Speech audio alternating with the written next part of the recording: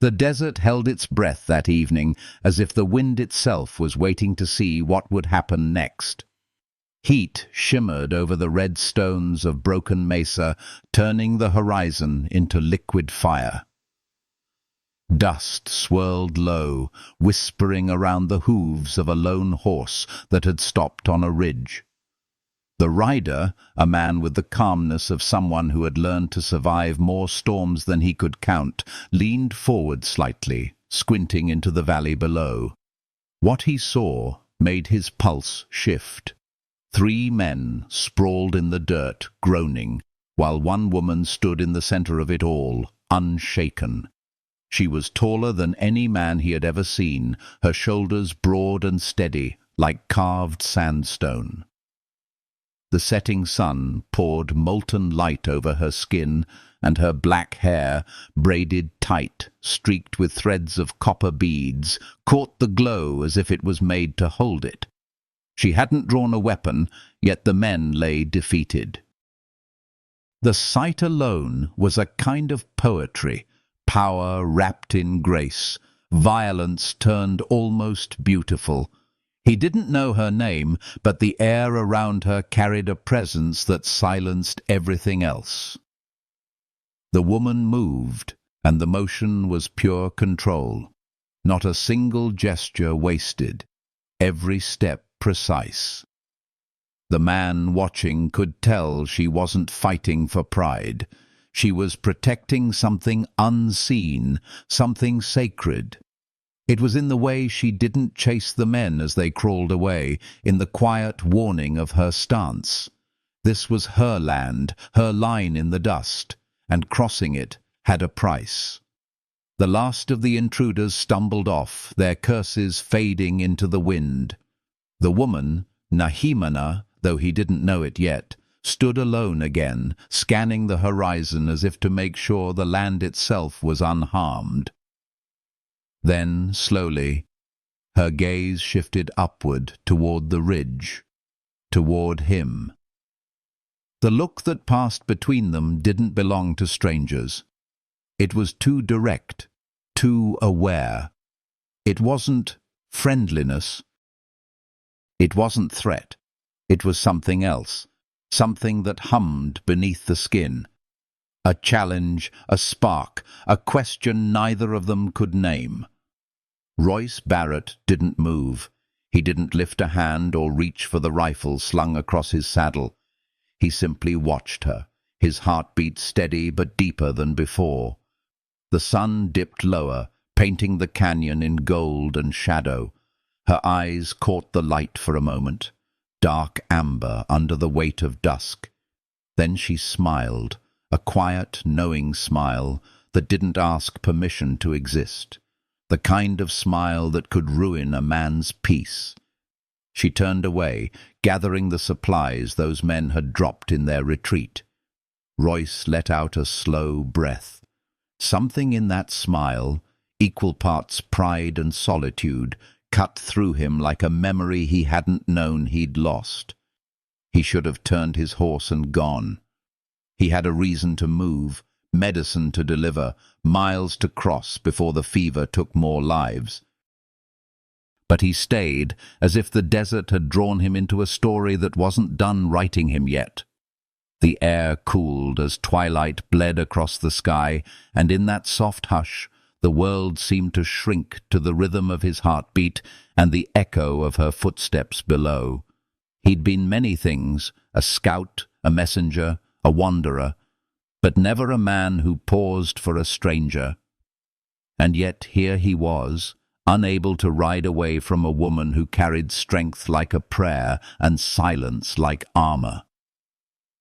Nahimana bent to pick up a piece of cloth from the sand. A flash of silver and turquoise glinted at her throat. A small amulet, simple but unmistakable. Royce's breath caught.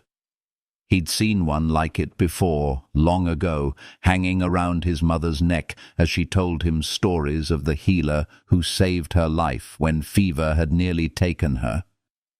That healer had been Apache. Could this woman, this warrior, be connected to that memory? The thought pulled at something deep, old, and tender inside him. He had come for a purpose, but suddenly it felt like purpose had brought him here for something else entirely. She looked up again, as if sensing the weight of his thoughts, and this time she spoke, her voice carrying easily across the distance. Passage closed. He couldn't help the small smile that curved at his lips. Noted, he murmured, though she couldn't hear him.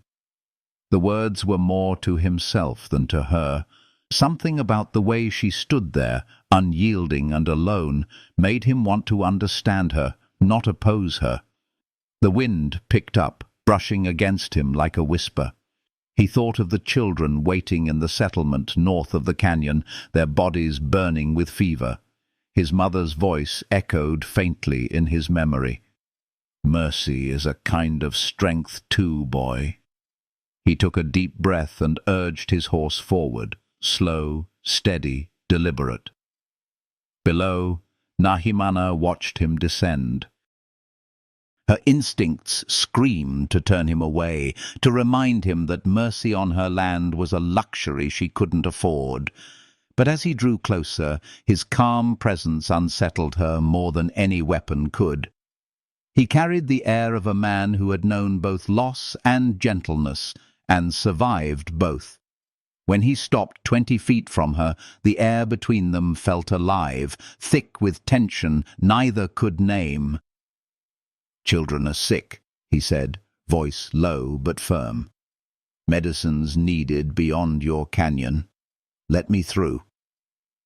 Her jaw tightened. The way he spoke, steady, not pleading, made it impossible to dismiss him as another reckless settler. He wasn't afraid of her, and that made her uneasy. "Not my concern," she answered. Royce nodded, as though he expected it. "Didn't think it would be, but I'm asking anyway." He dismounted, dust clouding around his boots. Nahimana's gaze followed every movement. He didn't reach for a weapon, didn't raise his hands in challenge. He stood like someone who understood the meaning of distance and respect. "You don't get to pass just because you ask nicely," she said. "I didn't expect to." His tone carried no bitterness, just truth. "But while we talk, mind if I pick up what those men left behind? Seems wasteful." She hesitated, measuring him. Then, with the faintest tilt of her head, she allowed it. He crouched, sorting through the packs, his hands moving with quiet purpose. He found a half-empty water skin and offered it to her first, before drinking himself. She didn't take it immediately. When she finally did, something unspoken passed between them, an exchange that had nothing to do with thirst. It was the beginning of something neither understood yet, but both felt deeply. The sun slid below the horizon, leaving behind that peculiar twilight glow where everything looked softer, even the edges of a guarded soul. Royce looked up at her again, the words forming before he could stop them. "You fight like someone who's trying to prove something," he said gently. Nahimana's eyes narrowed. "Maybe I am." He smiled faintly. "Maybe you already have." Her breath caught, and for a heartbeat the mask slipped. Just enough for him to see the woman behind the legend, the one who'd built walls not to keep men out, but to keep her heart safe.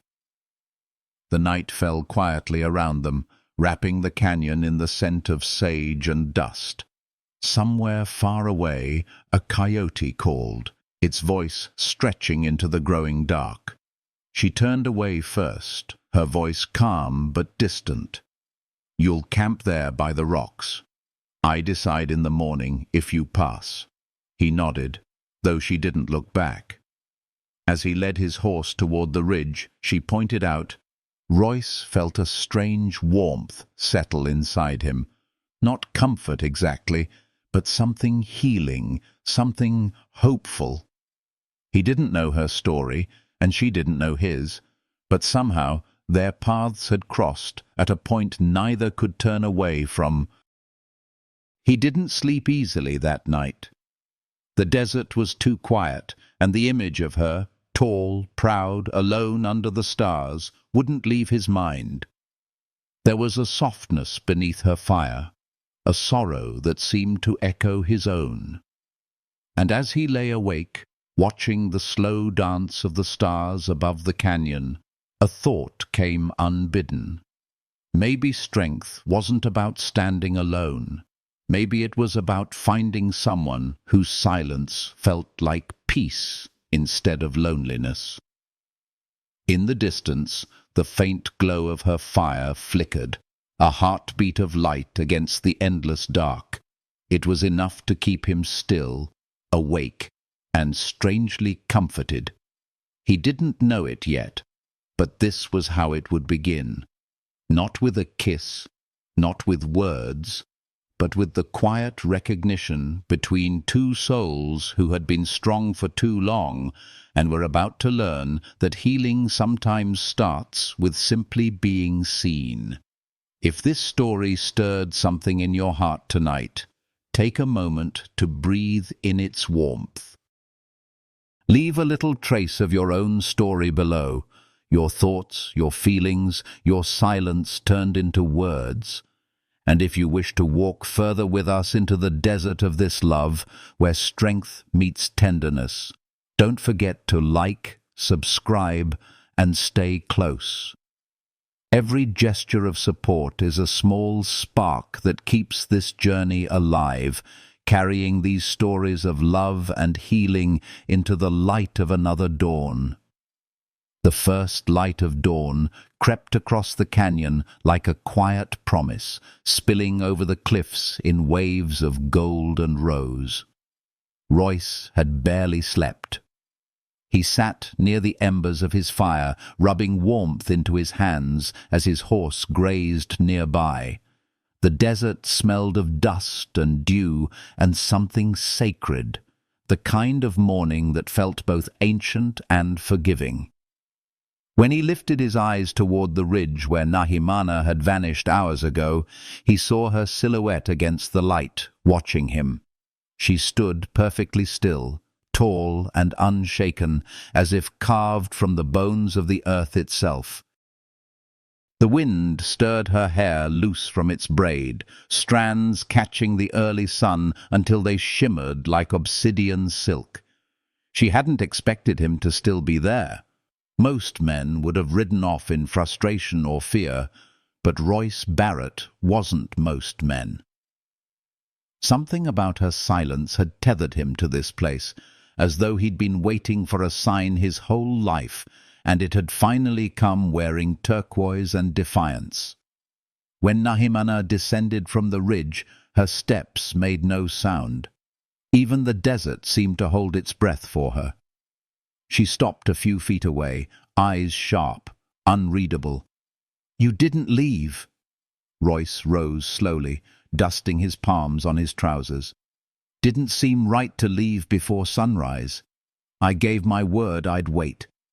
Her gaze lingered on his face, searching for weakness, deceit, or the kind of arrogance that usually lived in men's eyes. She found none. There was only patience there, and something quieter, compassion wrapped in steadiness. That kind of stillness unsettled her. "You said you carry medicine." He nodded and gestured toward the pack tied to his horse. "Enough to treat fever, infection, burns. Children in the settlement are sick. The longer I'm delayed, the fewer chances they have." Nahimana's eyes flickered, just once. She'd seen the fever take too many of her own. She folded her arms over her chest, as if trying to close off the pull that threatened her resolve. "Your kind doesn't pass through here. The canyon is sacred." "I understand," he said softly, "but sickness doesn't stop for sacred ground." The quiet stretched between them, filled with wind and heartbeat, and the distant call of a hawk. Nahimana looked away first. Mercy had always been her weakness, the lesson her grandmother had warned her about. Mercy made you hesitate.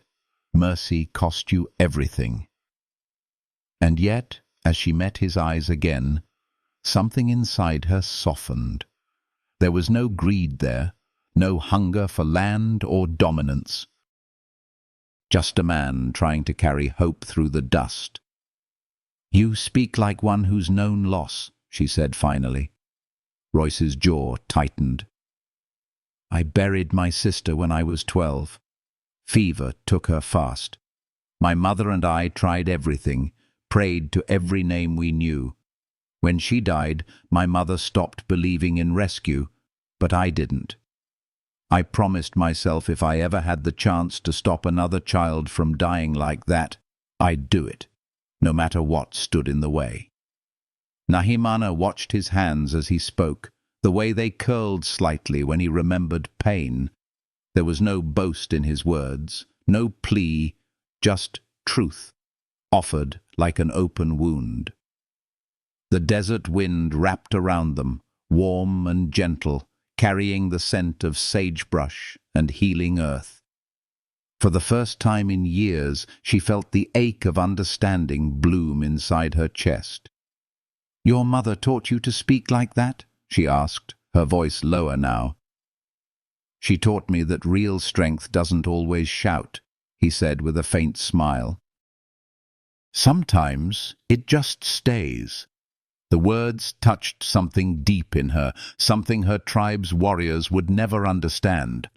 For Nahimana, strength had always been measured in defiance, in how long she could stand alone. But this man's kind of strength was different. It didn't demand. It endured. She turned away before her thoughts betrayed her expression. The canyon stretched endlessly before them, carved by centuries of wind and time. "You'll camp one more night here," she said. "If I decide, you pass tomorrow." Royce's shoulders eased slightly. Fair enough. He expected her to leave, to disappear back into the cliffs as before. Instead, she crouched near his fire pit, tracing the outline of cooled ash with her fingers.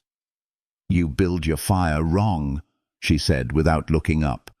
"Too wide. Wind steals the heat." He blinked. "You're giving me advice now?" "Not advice," she said, a small hint of something like amusement touching her voice. "Correction." He watched her hands, strong, scarred, capable, and for a fleeting second he saw what she might have looked like years ago, before the world hardened her edges. "You've been alone out here a long time," he said quietly. Her fingers froze. "Alone is safer." "Safer isn't always living." She glanced up sharply, but the warmth in his eyes disarmed her anger before it could form. She didn't know how to answer that, so she stood abruptly, brushing dust from her palms. "You talk too much." "And you listen too carefully," he said, and she almost smiled, almost. The morning deepened, the sky brightening into a pale, endless blue. Nahimana walked toward the canyon's edge, the place where the cliffs fell away into a river of stone. Royce followed a few paces behind, drawn not by curiosity, but by the quiet magnetism of her presence. She stood there like the land itself, fierce, timeless, and heartbreakingly lonely. Below, the river glinted like a vein of light, whispering against the rocks. Nahimana closed her eyes, feeling the pulse of the earth under her feet. When she spoke again, her voice carried the weight of something sacred.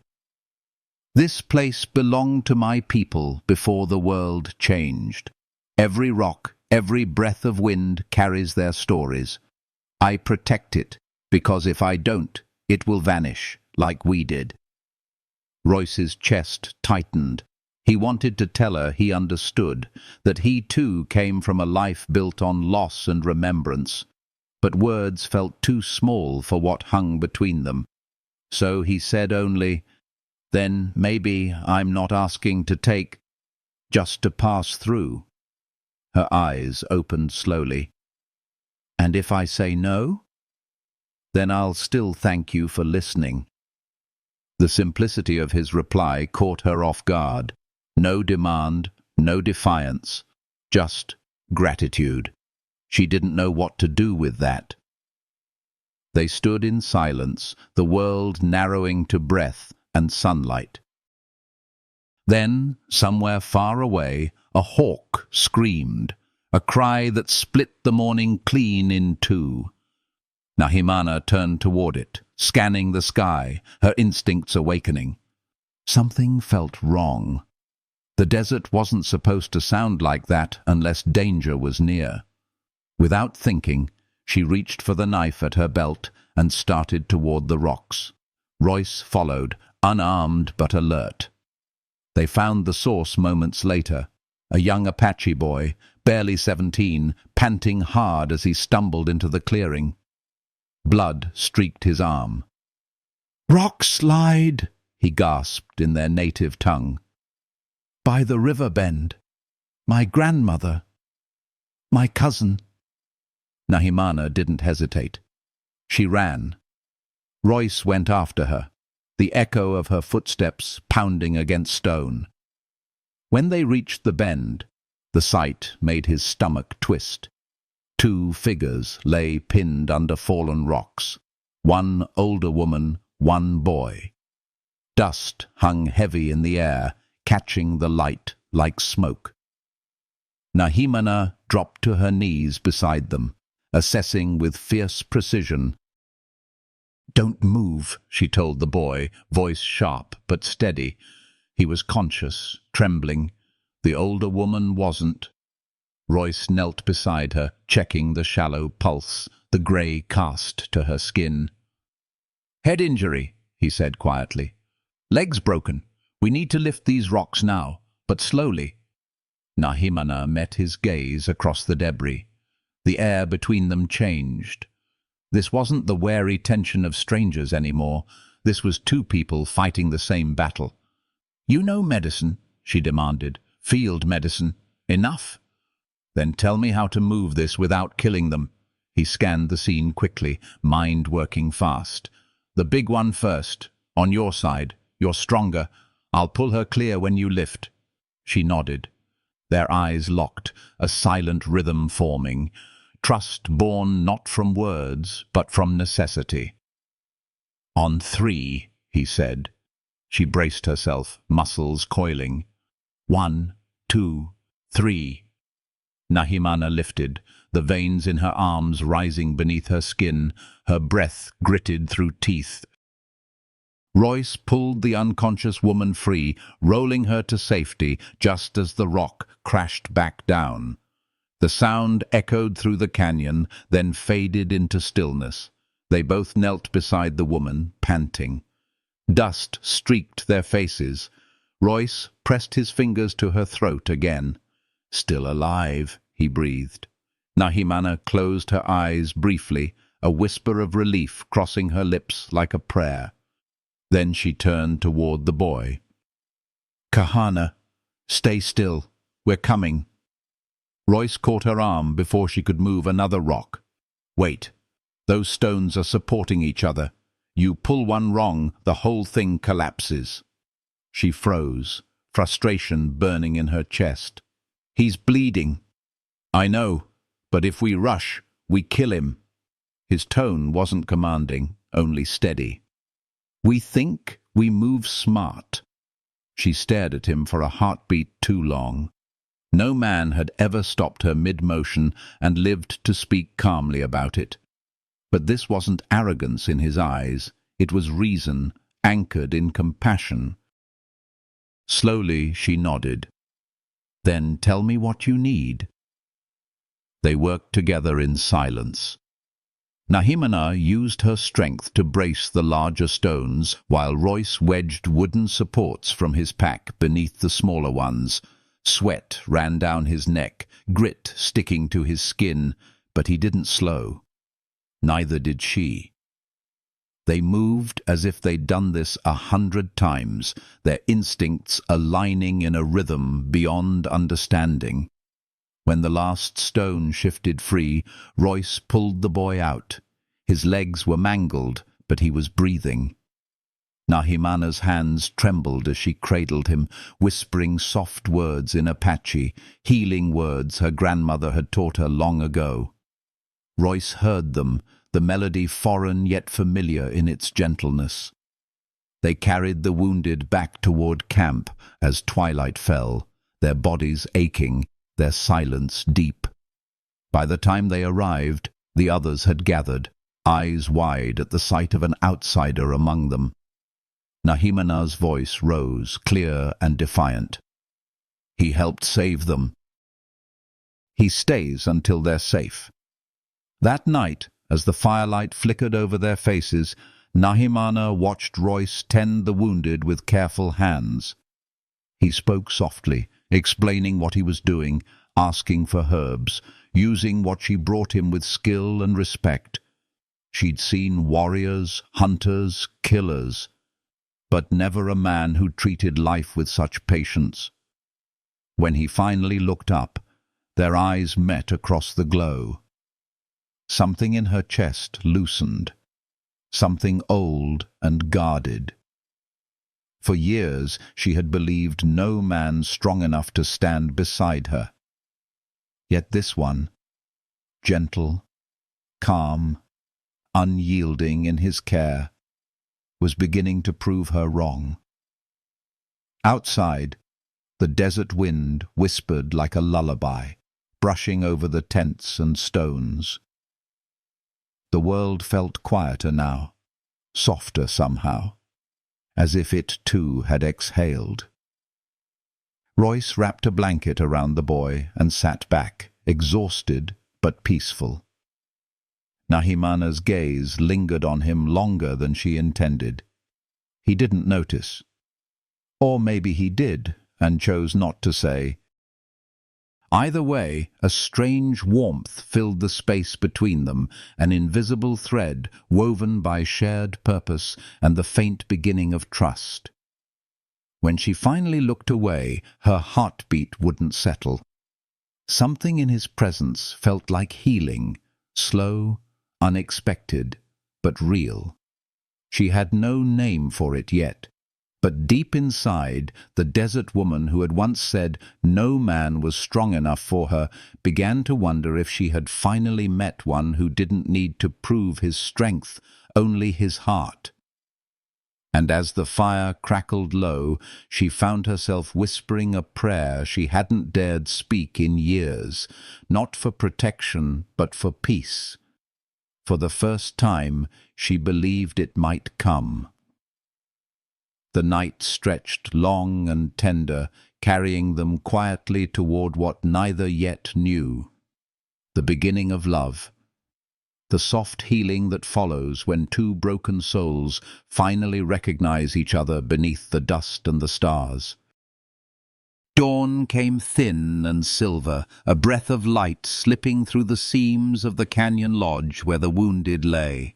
The air smelled of crushed sage and damp earth, of smoke that had burned hot through the night and now idled low, as if the fire itself was finally allowed to rest. Royce had not moved far from Kahana or the grandmother.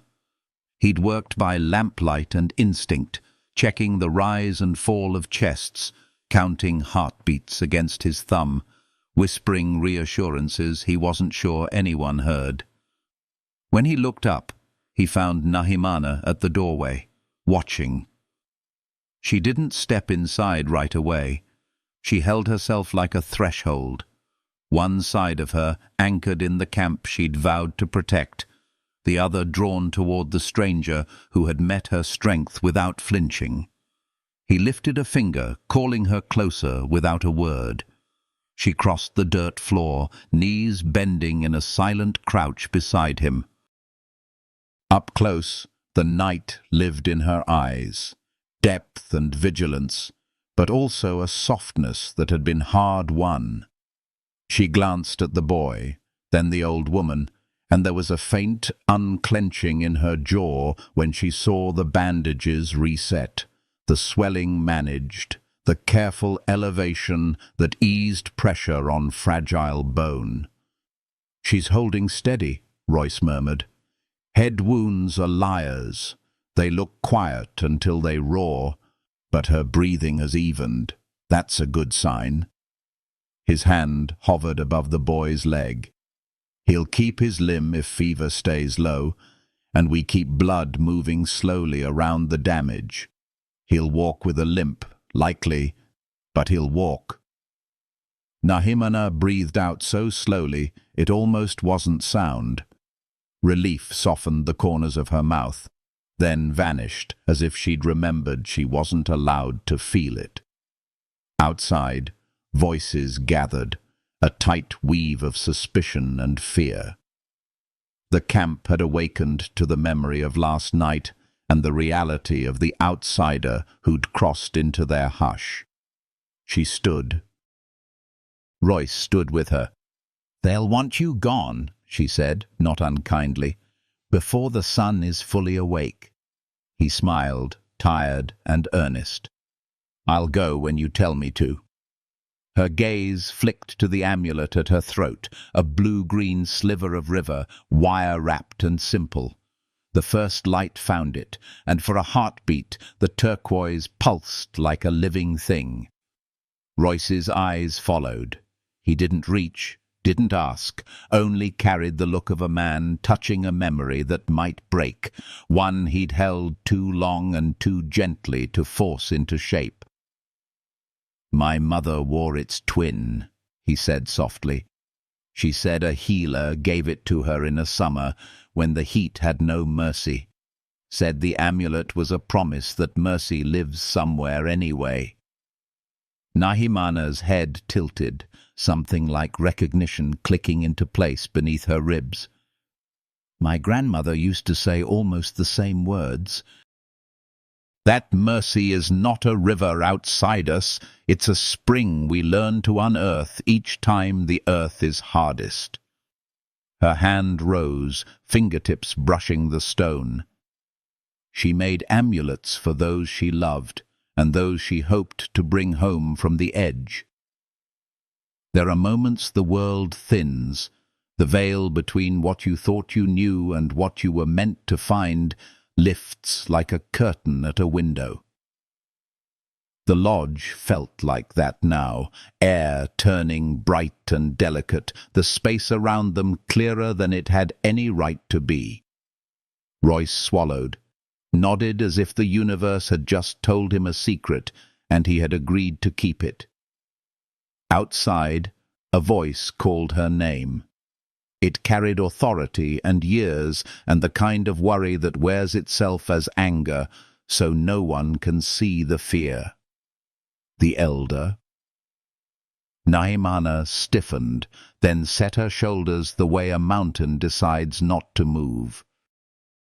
She stepped into the pale morning, Royce astride behind, not hiding in her shadow, not trying to stand before her, simply beside, the nearness that says, "I am here if you need me, but I will not claim your battle." The camp gathered in a crescent of faces, women and men and children whose eyes still held sleep and smoke. The elder stepped forward, lined and firm, his breath clouding faint in the cool. He looked at Nahimana first, as if to reassure himself the shape of their world had not changed overnight. Then at Royce, as if to test whether change could be argued with. He gave the outsider the measured stare of a man counting risks on the back of his tongue before he spat them out. "You brought him in," he said. "You let him see our wounded. You let him see our home." Nahimana's voice came low and steady, a river that learned how to sound like stone. I brought him because he saved Kahana from the rocks and kept grandmother's breath measured through the long hours. I brought him because help was needed, and he helped. The elder turned that truth in his palm like a coin. One night, he said, we agreed one night. Now he leaves. The sun will not climb without him gone from this ground. Royce felt the camp's tension tilt toward him, the way tall grass leans in wind. He didn't argue. He bowed the smallest bow a man can give without bending his pride, just enough to show respect. I'll go, he said. I said I would. Nahimana's head snapped toward him, something raw flashing across her face before discipline smoothed it. She swallowed. The medicine. She stopped. Behind her, the old woman's granddaughter shuffled from the lodge, sleep-bruised eyes flicking between stranger and guardian, hand crushed around a mother's fingers. There are times a single small presence decides the tone of a crowd. The little one's gaze landed on Royce, and in it was the question of every child. Are you safe? He went to one knee without thinking, so his eyes were level with hers. You're braver than the dawn, he said gently, as if the statement could pillow the morning for her. She blinked, the tiniest smile unclenching her mouth before she tucked herself back into her mother's side. The child had not uttered a word, but even silence can shift a room. Suspicion loosened half a knot. The elder saw it and stepped forward to reclaim the rope. The canyon is a promise to our dead. Outsiders bring more outsiders. Mercy brings memory, and memory brings forgetting. Who we are, where we begin and end. We keep our edges. That is how we remain. Royce didn't flinch from the truth. He respected it like a grave. I won't bring anyone, he said. I won't tell anyone. I came because children north of the ridge are burning up. The shorter path could save them. If I have to go around, I will. But I'll lose time I don't have. Not our concern, the elder said, the words too practiced to have been born this morning. Nahimana closed her hand over the turquoise as if to keep her grandmother's voice from spilling out. It was never our way to say hunger beyond the river is not our concern, she said, quiet but flint-sure. She didn't look at Royce when she said it. That made it truer. The elder's mouth tightened. Mercy for them can mean danger for us. Then let danger meet me first, she replied. Let danger find my back before it finds our children's faces.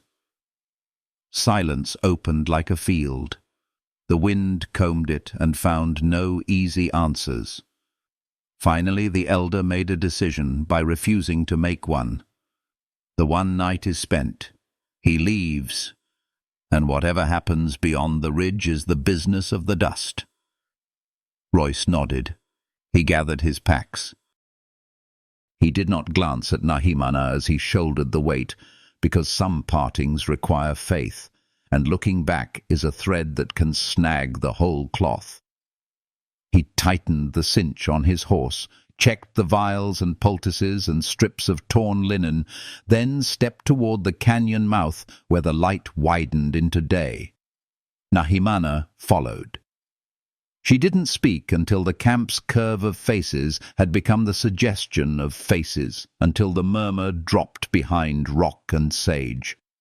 She caught up to him at the first bend where the path narrowed enough that a horse must turn its head to let its own breath pass. You would have argued, she said, walking beside him.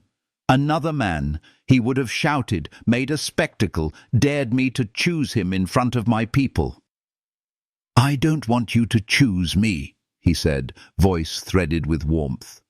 I want you to choose what won't wake you at night with regret."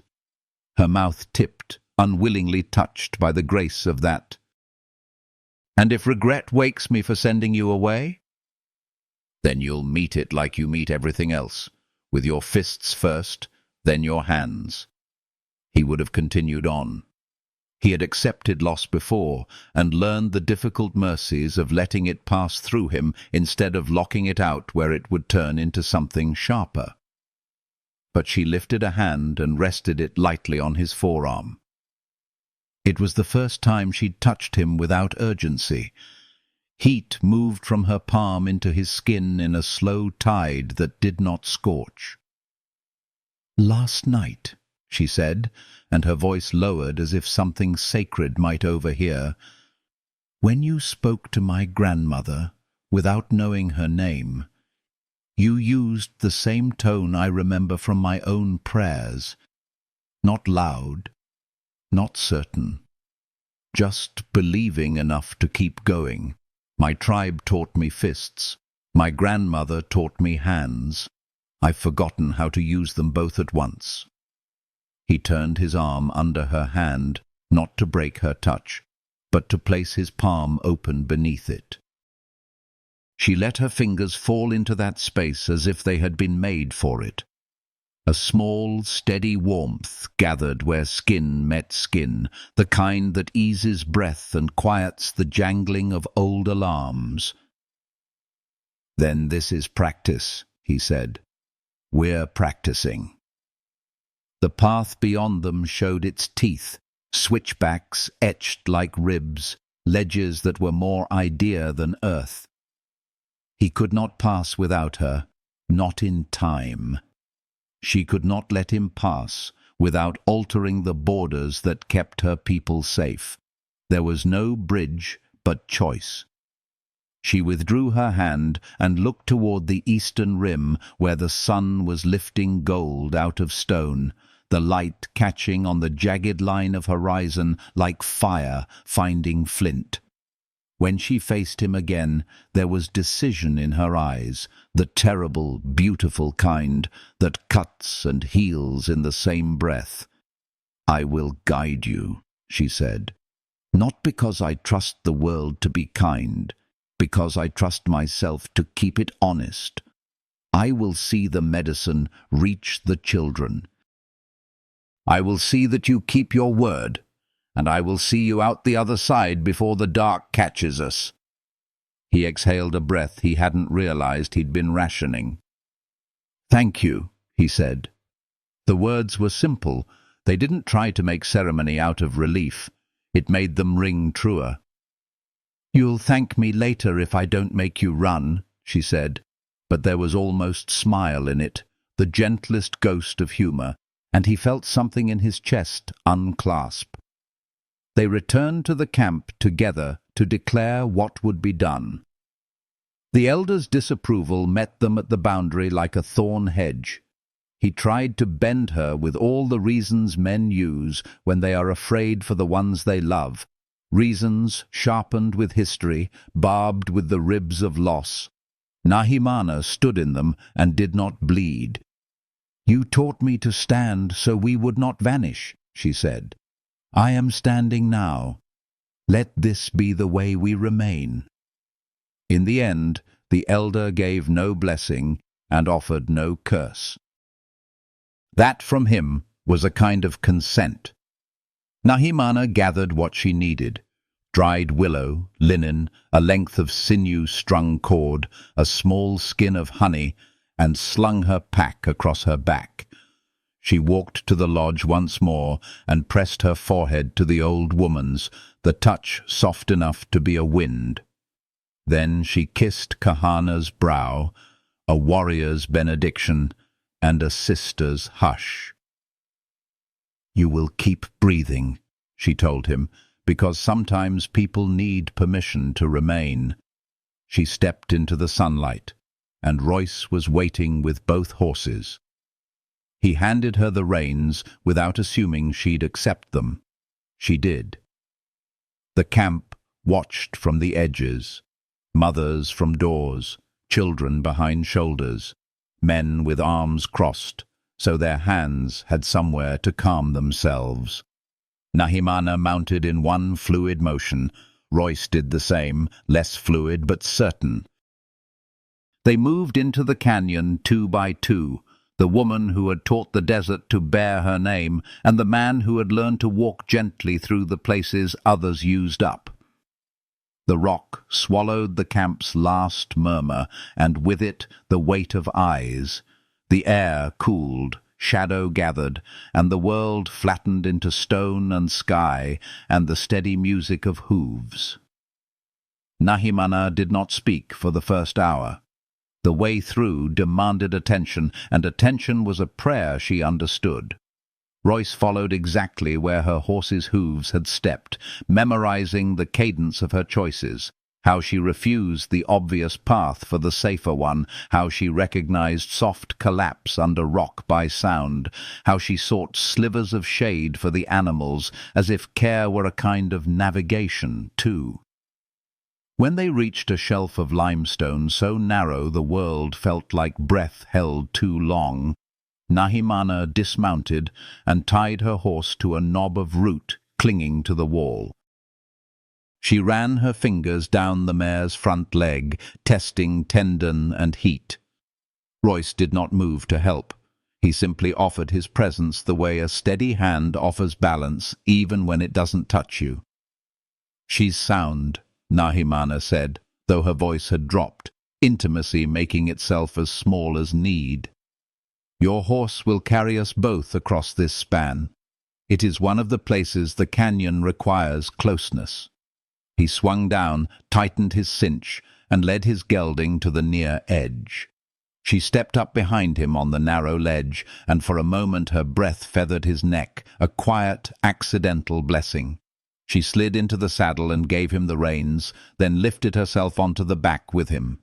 The fit was close, the space unforgiving, but the quiet that came with it was not discomfort. It was a necessary trust, the kind that slows the body's alarms long enough to let safety in. "If you hold yourself stiff, you'll throw us," he said, not teasing, just truth. "Let yourself rest into the motion. Your weight is not an inconvenience, it's balance." She let go of a breath she hadn't admitted she was holding, and followed the horse's sway, hips learning the shape of this new nearness, ribs easing one by one. When the ledge widened and they led both horses along the safer scarp, she slid down without a word. Their eyes met, and the gratitude between them was the kind that doesn't embarrass itself by trying to become a speech. They walked in companionable silence until the canyon opened into a seam of light. A breeze found them, cooler, green-scented, carrying the promise of water that had hidden itself wisely from the unkind. A narrow oasis lay ahead, a line of cottonwoods stitched along a threaded creek. Nahimana led them there, let the horses drink, and knelt herself to cup the water into her mouth. Royce knelt beside her, not touching, but close enough that the shape of their reflections blurred together in the surface. "My grandmother," she said, and the water caught the sun in the shape of the turquoise at her throat, "told me when I was small that the strongest people are not those who stand tallest, but those who bend like grass when the storm insists. I have stood so long I forgot how to bend without breaking." Royce tipped his head, a kind of bow that belonged to truth rather than rule. "Then we'll learn what bending is, and when to do it, together." The word arrived between them like a bird landing. It startled neither. It belonged.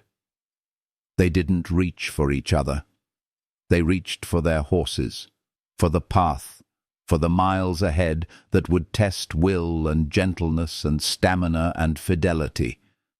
As they saddled up, the canyon to the north threw a bruise of cloud over its rim. Somewhere beyond, children lay with damp hair and two bright eyes, little chests rising fast. Somewhere behind, a camp held its breath in the shape of a woman's absence. Between those two somewheres they moved. When they rode out, Nahimana did what she never did. She let the stranger ride a half-length ahead, not because he knew the path better, but because she wanted to see the way he met it. How his back held sorrow and resolve without letting either collapse the other. She watched his hand drop once to his horse's neck, a small tether to gratitude. She watched him pause at a sharp turn, glance back to make sure she had room to navigate the jut of rock, then continue only when he knew she would not be knocked against the wall. Care, it turned out, could be read from behind. The day warmed, and the miles knit themselves into a fabric of trust, finer than either had expected to weave so quickly. They spoke in small slices that slid easily into the carrying silence, exchanges about water and shade, the soft threat of loose shale, the color of lizards that meant snakes were sunning nearby. Every practical kindness layered itself over the night's shared labor until the weight they carried felt distributed not just between packs and saddles, but between hearts. Toward mid-afternoon, the gorge bent sharply and offered them a long view across a valley, a dark thread of road losing itself toward the settlement that waited in fever and prayers. Nahimana drew up beside him. The wind lifted a tendril of hair at her temple and smoothed it back with the gentleness of an old friend. "You said your mother believed mercy lives somewhere anyway," she said, eyes on that thin road of need. "Perhaps it lives in roads we agree to take together."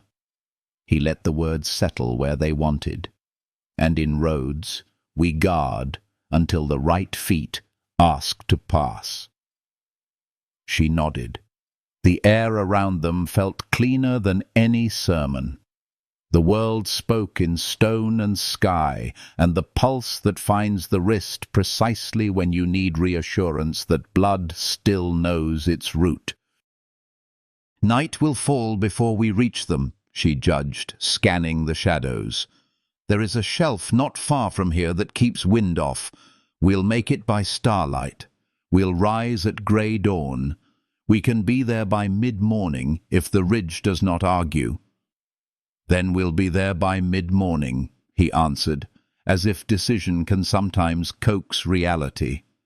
They urged the horses forward, and the path agreed to become their teacher. The canyon's ribs glowed warm, and the land, in its old, austere way, offered what it has always offered to those who travel it with respect: difficulty that strengthens, beauty that steadies, quiet that heals. By the time they reached the sheltering shelf, the sky had poured its last gold down the cliff face and traded it for a deepening blue that holds the first early star. Royce staked the horses to graze on scrub that tasted like survival. Nahimana built a small, careful fire that didn't argue with the wind. They ate in easy hush. When they were done, she opened her palm, looked at the amulet as if she were looking through a window into a remembered room, then closed her fingers again, not to hide it, but to keep it. "There will be more arguments," she said finally, as if naming a weather. "In the settlement, in my camp when I return, in myself when I am quiet." "There will," he agreed, "and there will be more reasons than we can count. We'll take the ones that save lives. We'll set the others down." Moonlight found them where the firelight softened. The cliff at their backs breathed cool. Somewhere below in the valley, a coyote sang the elegant loneliness of its kind. It made the night feel honest, and honesty is a form of warmth when offered with care. Nahimana lay on her bedroll and turned her face slightly, just enough to see him across the embers. His eyes were closed, not asleep yet, but moving toward it with the measured ease of a man who has earned his rest. She watched his breath for a while, steady, grounded, and felt her own settle in sympathetic rhythm. The world does that sometimes when two lives begin learning each other. Bodies agree on a tempo. Healing begins in something as simple as that. She whispered a blessing in her grandmother's words, the kind that asks nothing and gives something anyhow. The night received it without comment. The wind shifted. The stars arranged themselves into old stories and new maps. They would wake before light took the rock back from the dark. They would ride the last miles with the kind of urgency that doesn't panic and the kind of hope that doesn't boast. They would not speak of love, because love, when it is real and new and precarious as a foal, must be allowed to stand on its own legs without a crowd's applause. But both of them, in the quiet no one heard, opened their hands to the possibility that strength and tenderness are not enemies, that they are, in fact, a single strand braided through two lives moving side by side toward the place where their mercy was needed next. They broke camp before the canyon could remember their footprints. Grey light pooled at the edges of the rock, a soft tide that turned outlines into forms. Nahimana led, her horse stepping sure along the ribs of stone, Royce a length behind, matching her pace without forcing it. The air had that clean, breath-before-prayer feeling, and the miles unwound without argument.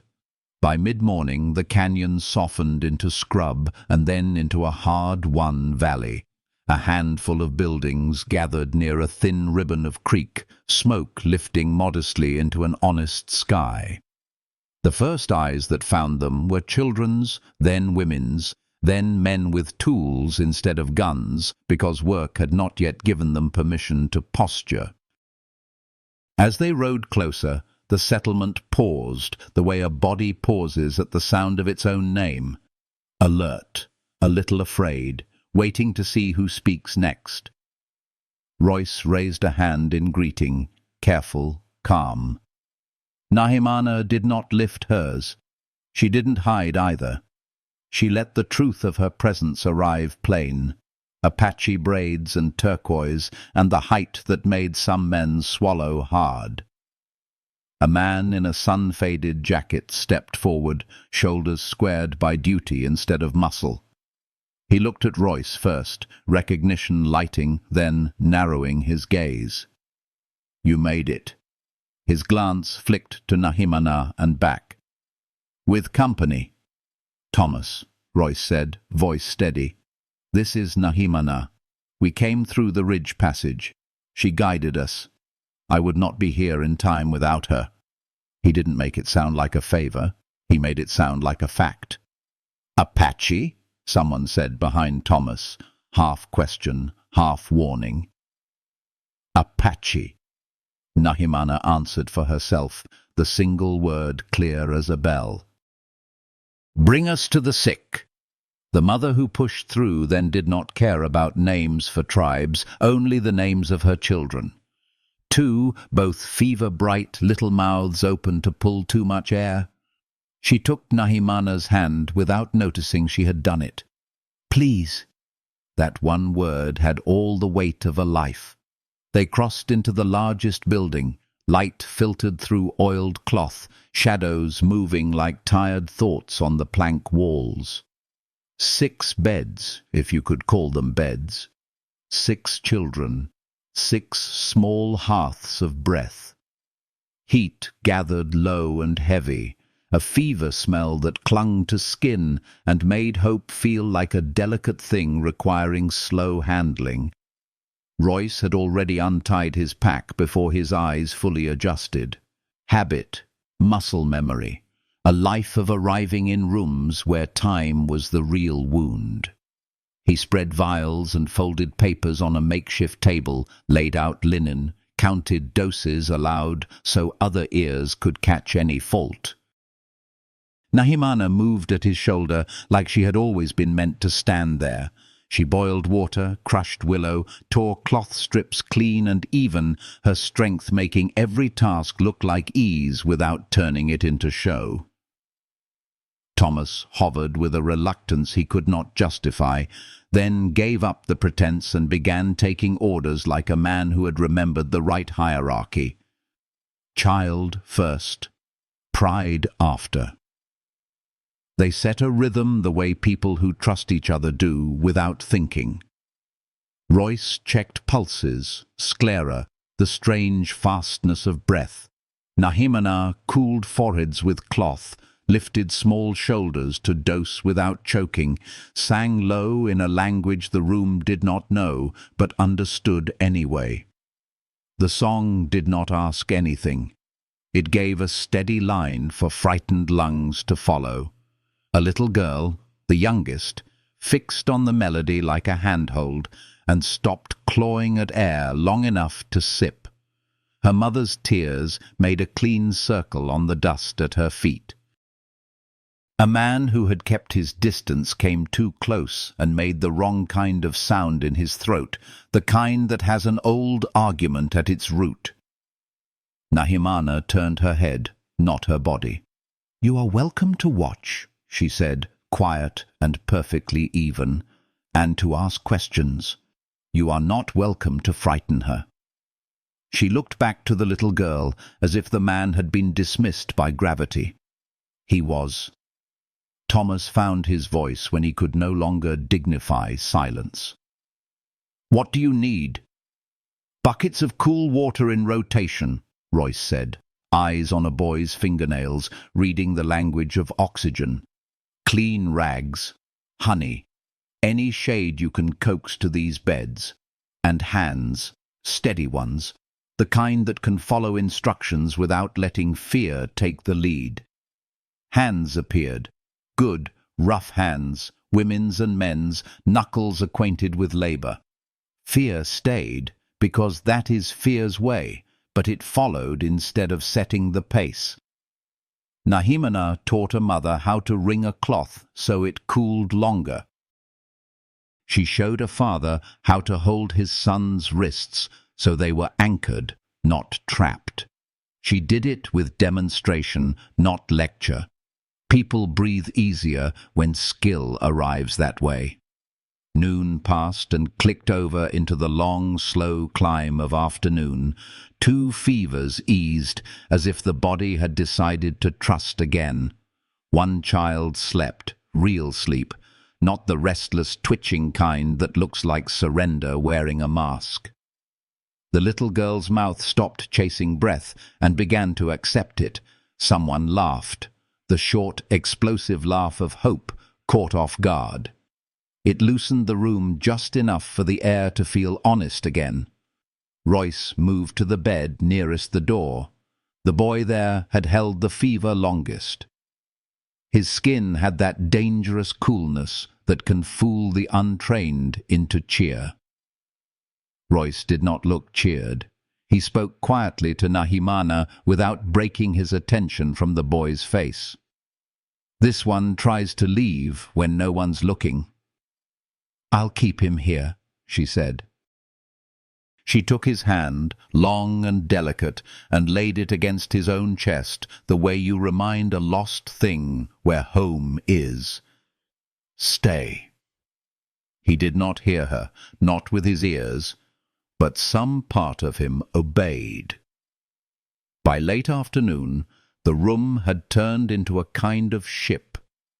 The tide of heat rose and fell, and the crew, if that's what they were, moved with it, adjusting, repeating, refusing to be discouraged by small reversals.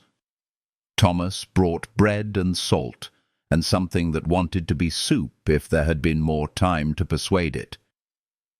Nahimana ate with one hand without looking at the bowl.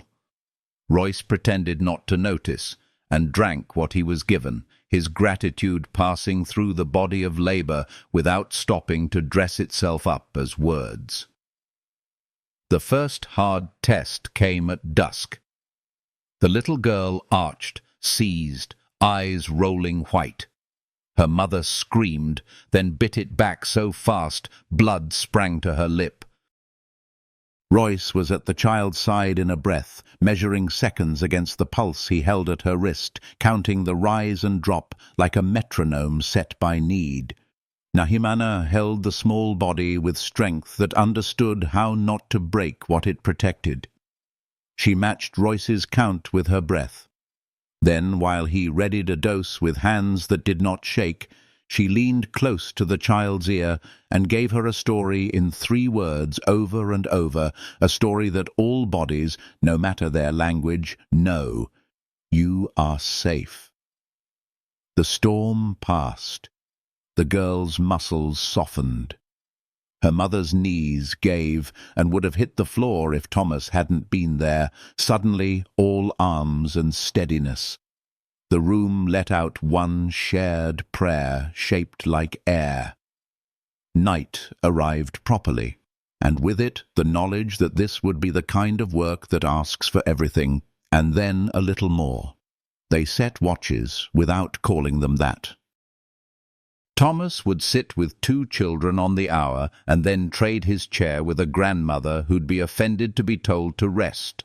A farmhand replaced her. A boy, barely old enough to shave, fetched water as if it were a holy practice, and perhaps it was. In the rhythms of tending, the settlement learned a different closeness than fear had given them. Nahimana felt the noticing eyes on her, but they were not knives anymore. They were measuring something that might be trust and finding it in their hands. Sometime near midnight, Royce let himself lean back from a bedside long enough to close his eyes. He did not sleep. He travelled inward for a count of 20 slow breaths, found the center he'd been taught to find when he was too young to understand how life would require it of him, then came back to the room with the kind of focus that keeps fatigue from making mistakes. When he opened his eyes, Nahimana was watching him. The look between them was not dramatic. It was consent, and in it was a small exchange of strength, the kind that does not require words to document. She moved to the doorway then and stood with her back against the frame a moment, spine finding the right version of straight that was not rigid. Outside, the stars had scattered themselves with intention. The desert, even this far from her canyon, spoke in the old language of wind and sand, and the kind of quiet that repairs what frays. She let it move through her and over her like a cool hand across a fevered brow.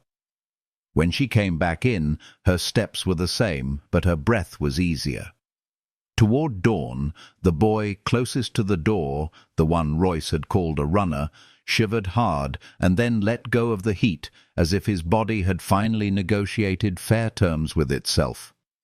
The worst was not done for all of them, but the room felt different, like a ship that has seen the bad water and knows it will see shore.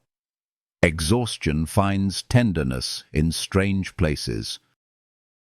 A woman whose tongue had been too sharp all afternoon apologized to Nahimana in an awkward, lovely tangle of words. A man who had been sullen set his jaw, walked out into the chill, and returned with an extra armload of wood, stacking it in a neat pyramid, because neatness in its way is a blessing. The youngest boy, fever-broken, woke enough to notice the turquoise at Nahimana's throat. "Pretty," he murmured, and because children can say things adults can't say without stumbling, he added, "Kept me safe." She touched the stone as if it were a living companion. "It keeps me too." Morning happened gradually, and then all at once. Light slid under the door, climbed the beds, lit faces that looked less like battlefields and more like maps. Thomas stood at the threshold, hat in his hands, in the old posture that used to mean apology and now meant gratitude large enough to ask for both of them. "I was wrong," he said to Nahimana, not loudly, not for the room, just for truth. "About who you are, about what strength looks like." He looked at Royce. "About what we need." Nahimana did not make a ceremony of forgiveness. She nodded as if he had done necessary work, and she respected it. "We do what we must to keep what we love breathing," she said. "Sometimes that looks like a wall, sometimes a door." She looked down the row of beds. "Last night you were a door." He took the words like a gift and didn't argue with their size. "What happens now?" "Now we finish this night," Royce said, gentle authority returning now that the crisis had loosened its hands. "We keep them drinking. We adjust the doses if fevers creep. We keep the room cooler than you think it should be, and we let sleep do the part that medicine can't." "And after that?" Thomas asked, but he already knew. "You leave. And she?" "I return to my people," Nahimana said. The sentence surprised her less than it hurt. In it lived the shape of duty and the ache of choice. "There are wounds there that need hands." Thomas hesitated. "You would be welcome here," he said, and then laughed at himself because he heard what he was saying and to whom. "I don't mean you have your own. I mean only to say we will remember your name with respect.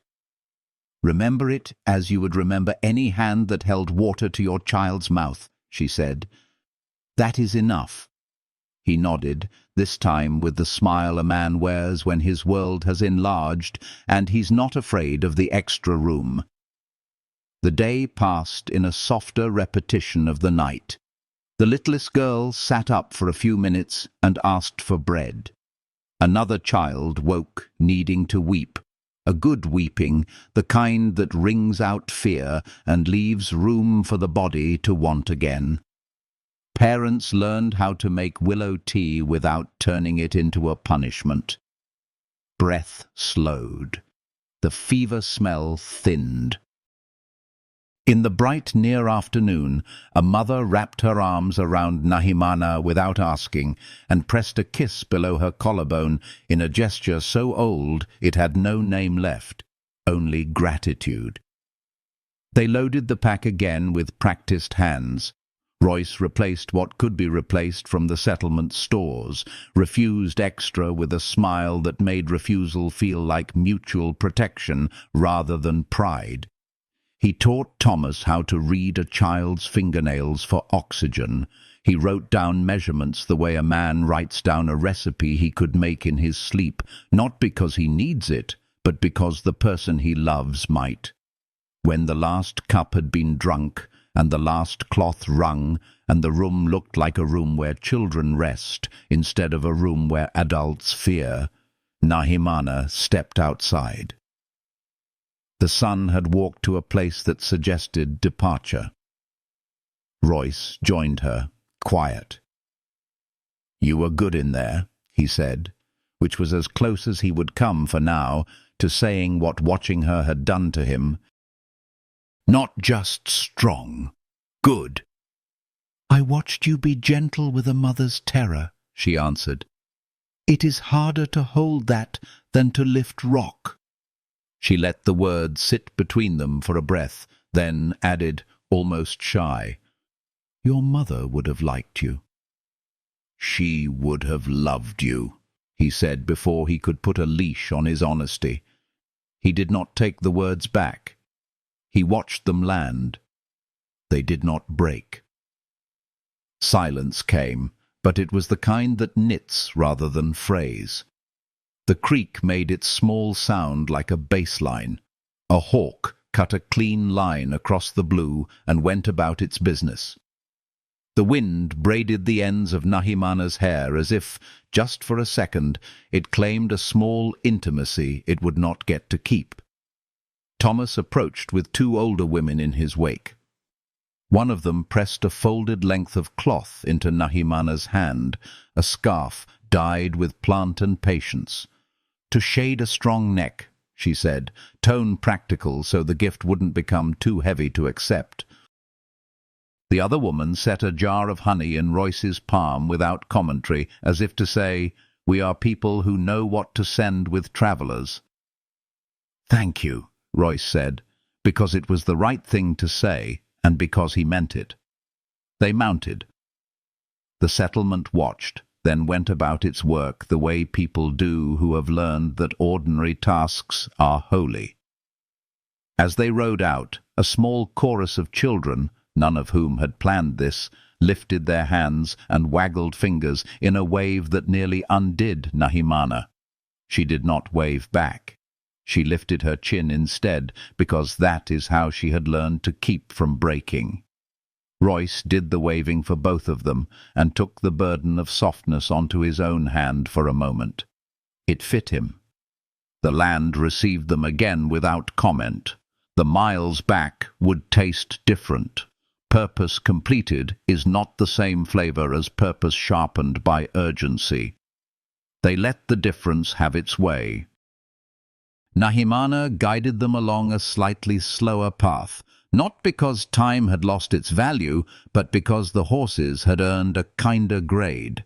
They did not talk about the choice waiting like a stone at the mouth of the canyon, her tribe's rules, the elders' fear, the way people use love to say no. Some decisions do not like to be handled while still hot. They prefer to cool in the bosom of distance and then be taken up with a steady hand. In the late light, the world gave them one of its quiet, unasked-for kindnesses. A shelf of rock wide enough for a safe fire. A stand of juniper that broke the wind into threads. A trickle of water persistent enough to call itself a spring. They camped. Royce built the fire in the shape she had taught him. Heat gathered close. Smoke behaved. Nahimana cut the bread Thomas had pressed on them, as if bread were rope that could tie this day to the next. They ate without hurry. The sky did the extravagant things skies do when no one is watching with a pen in hand. When the fire had settled into coals, Nahimana took the scarf from her belt. She turned it once in her hands, then looped it around her throat, the color rising against her skin like a small, quiet celebration. "They will argue with me," she said, unprompted, as if the dark had asked politely. "They will say, I endangered us. That mercy has no memory for what it costs." She looked at him over the small flame. "I will agree that mercy is expensive, and then I will pay." "Not alone," he said. It came out simple, like water. He didn't try to make vows do more than they can at the edge of a fire. He set his hand palm up on the ground between them, the way he had done on the canyon path, an offering shaped like a place to rest. She laid her fingers there, light as the wings of something that hasn't decided yet if it will stay. The heat from the earth rose through skin and bone. The body knows how to translate that kind of message without help from words. They did not speak of love. They spoke of the ridge and how to read it in half-light. They spoke of the elder and his long, complicated devotion, of Kahana and the old woman, and the way breath can be persuaded to remember itself. They spoke of their mothers, not as saints, but as the women who taught them how to put their hands on the world without leaving bruises. When the talking was done, they slept. Not the shallow, guard-at-the-door sleep of travelers, but the deeper sort that repairs. Healing, when it starts, perforates the night like that, quietly, persistently, from the inside. Morning came with a clarity that did not ask them to pretend their path would be easy. They saddled in practiced silence that felt intimate rather than empty. The first bend gave them a view back toward the settlement. Smoke rose calm. A figure, small with distance, stooped to draw water. The world, for now, went on breathing. They turned their faces toward the canyon that had taught them both the shape of their own strength. Rocks remembered their steps and did not punish them for returning. As the walls drew closer and the sky narrowed to a bright ribbon, Nahimana's shoulders changed, some combination of readiness and resolve. Royce saw it, said nothing, adjusted his seat, and let his horse fold into her horse's rhythm. Side by side they rode into the long, cool throat of stone, carrying with them the gratitude of a town, the weight of a decision, and the steady warmth of a companionship that had begun without fanfare and was already learning how to be a shelter. Above them a hawk crossed, a stitch in the morning. Below, their horses' hooves made a metered poem of grit and patience. Between those two measures, something new continued to take its shape, not a story of conquest, but of standing. Not a love that blooms loud, but one that grows like a spring under rock, quiet, persistent, sure of itself. The canyon turned, a familiar corner now, and the light ahead widened, toward the elder's eyes, toward the old life's borders, toward the next hard, necessary mercy. The canyon received them with a hush that felt almost ceremonial, the rock darkened by morning shadow, the air cool and clean as water poured from a clay jug. They rode side by side, not speaking because the quiet between them was doing its own careful work, knitting everything they had seen and done into a shape they could carry back. As the passage widened, the trail softened to sand and sage. Beyond the last bend, Nahimana's camp revealed itself, a scatter of structures set into the land rather than on top of it, smoke lifting in slim, patient strands. The place looked the same as when they had left it, yet both of them knew the ground had changed in the way ground changes when a heart does, subtly, insistently, with new roots taking hold under the surface. Eyes found them before feet did. Women paused with baskets balanced at the curve of hip and elbow. Men straightened from tasks that required attention. Children, even those taught not to run to the gate, drifted nearer as if the air itself tugged them forward. Royce felt the weight of that attention without flinching. He did what he had learned to do in holy places: remove his hat, dismount quietly, and let his hands be visible, open, unafraid. The elder stood at the boundary like a thorn hedge hammered into the shape of a man. Lines deepened at his mouth when he saw Nahimana riding beside the outsider, and deeper still when he saw the ease with which they moved together, the kind of ease that grows only in shared labor. He did not address Royce first. He looked at his guardian. "You returned." It was both a statement and an accusation, hope hiding under its ribs. "I gave my word," Nahimana said, voice steady. She slid from the saddle, landed light. "The children live." The camp absorbed those words with the hunger of drought taking rain. A murmur broke across them, relief washing over suspicion in a thin, honest wave. The elder did not soften. He could not, yet. The years had set around him like bone. "And the price?" he asked. "What did it cost us to buy the lives of strangers?" "Nothing we did not already owe to ourselves," she replied. to be who we say we are." She placed the reins in a boy's open hands and turned fully toward the elder. "We risk the same danger we live with every day, that the world will be unkind and we must answer it with our kind. We paid attention, we were careful, we returned." The old man's gaze slid to Royce. "And you, messenger," he said without contempt, but without welcome. "Your promise." "I kept it," Royce answered. "I saw more than I deserved to, and I will carry it nowhere. I bring my seeing back to silence." "You brought your seeing to our door already," the elder said. "It is hard to ask a man not to be a man." Nahimana's shoulder shifted, a mountain refusing erosion. "He will not bring others," she said simply. "He knows the value of what he cannot name to anyone else." There was no thunderclap, no sudden chorus of approval.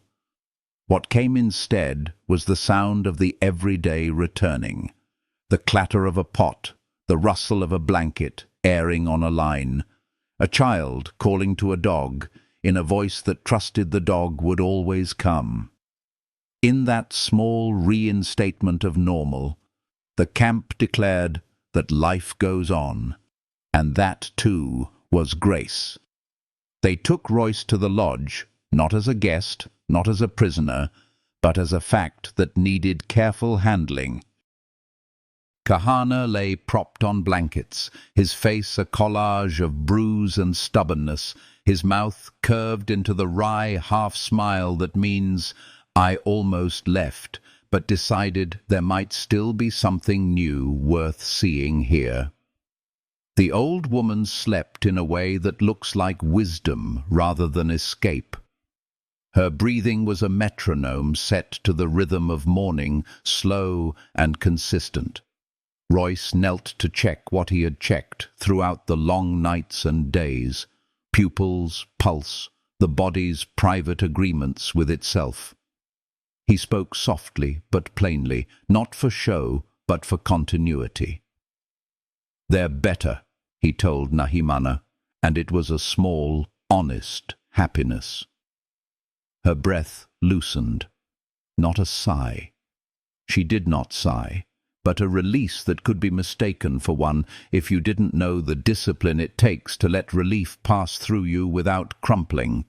Outside the lodge, the elder argued with the wind and with his own history. He was not a cruel man, he was a keeper of lines. He was old enough to have seen good intentions burn the same as bad ones when they fell in the wrong place.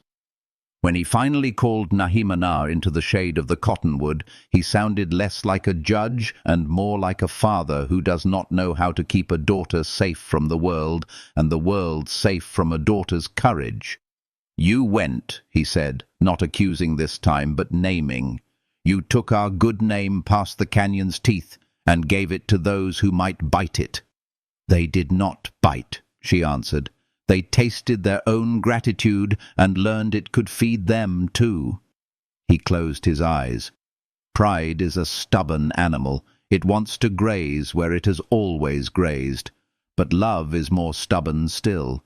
It lifted his chin back up. "And now?" "Now Royce will stay near the ridge," she said. She did not dress the truth in ceremony. Truth moves better in plain clothes. He will trade fairly.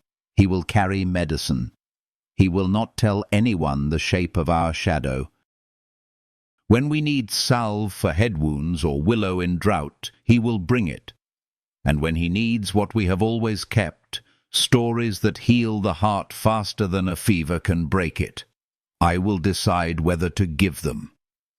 "You?"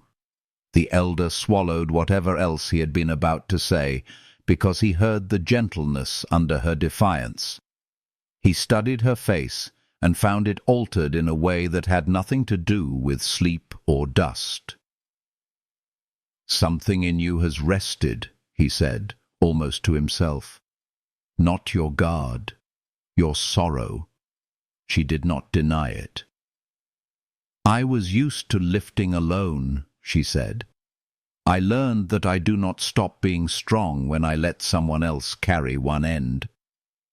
Careful, he said, but the word came out as mercy, not warning. Careful, Nahimana. The world loves to punish a woman for setting down what was never meant to be hers alone.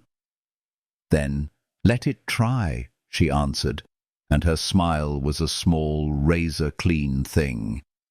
It will find I have 2 hands, one for a fist, one for an open palm.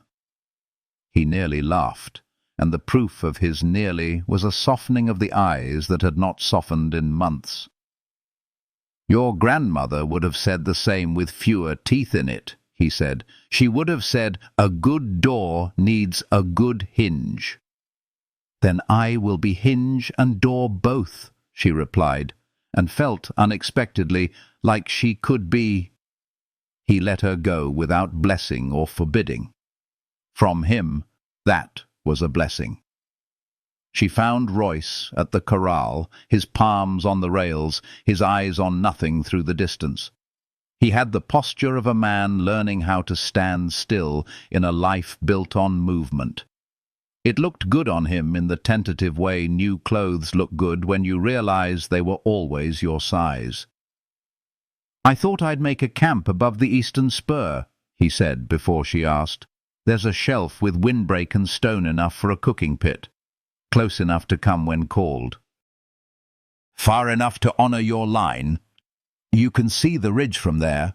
She leaned against the rail so their shoulders were almost level, and the sky clears earlier than the valley. Good for setting out before heat argues with you. You've been there, he said, more statement than question. Long ago, she said, when I was learning the map of what could be done and what I was told must not. A thin smile crossed his mouth. You drew your own. I drew my grandmother's, she said. She left it unwritten on purpose, so I would have to listen while I walked. They stood like that for a while, silence braided, not empty. Children's voices stitched across the camp, bright thread through rough cloth. Somewhere a kettle sang to itself.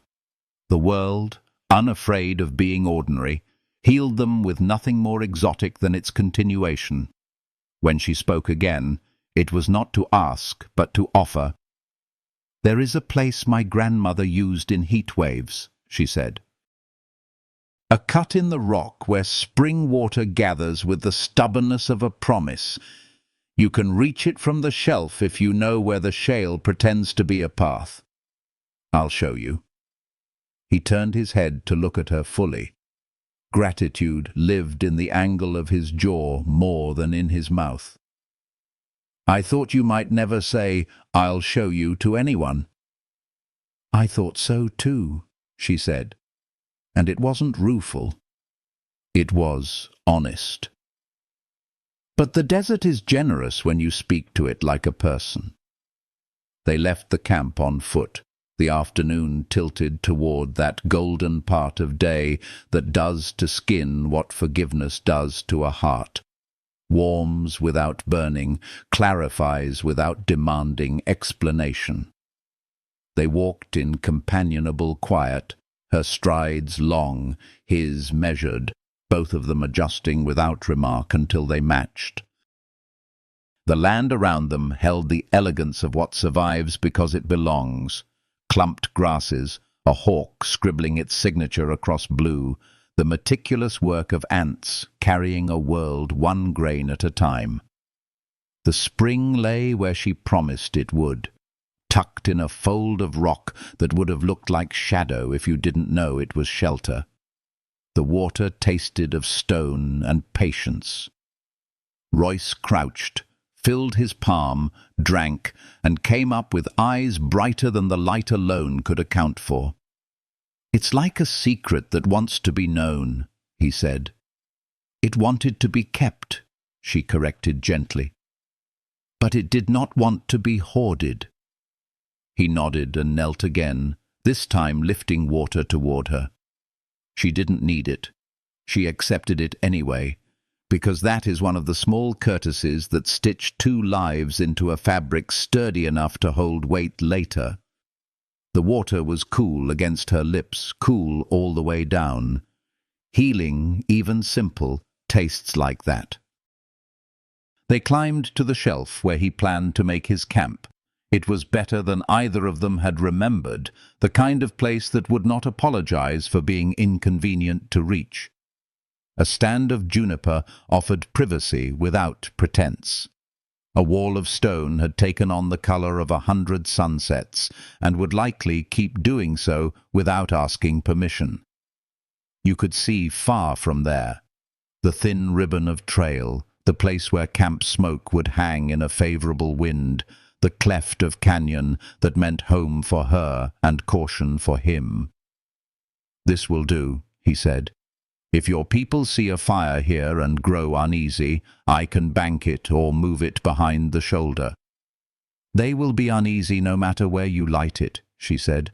"People are uneasy with what they've decided they cannot lose, but they learn, some of them, most of them, if learning is the only road left." He worked in the quiet competence that had become a kind of music to her. He cleared stones with care that made care look like strength rather than weakness. He built a small ring that would hold heat like a secret. He set his bedroll where the night wind would comb the day out of him and not take too much in return.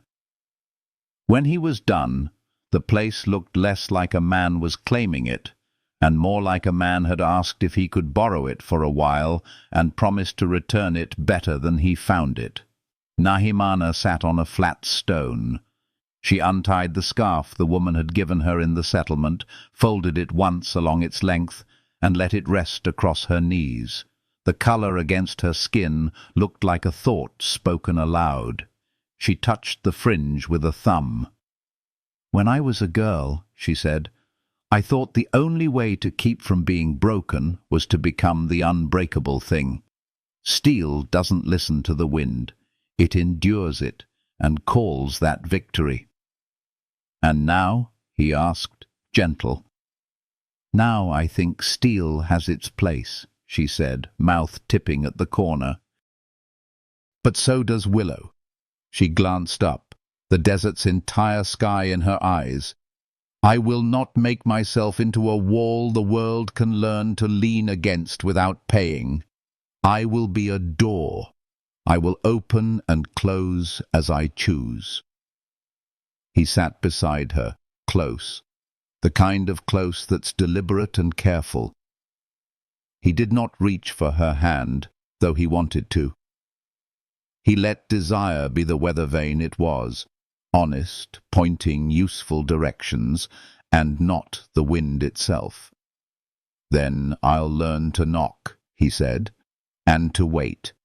And to come back another day, if that's the answer you give." Her laughter was low and was not a blade. "You have the patience of a stone," she said.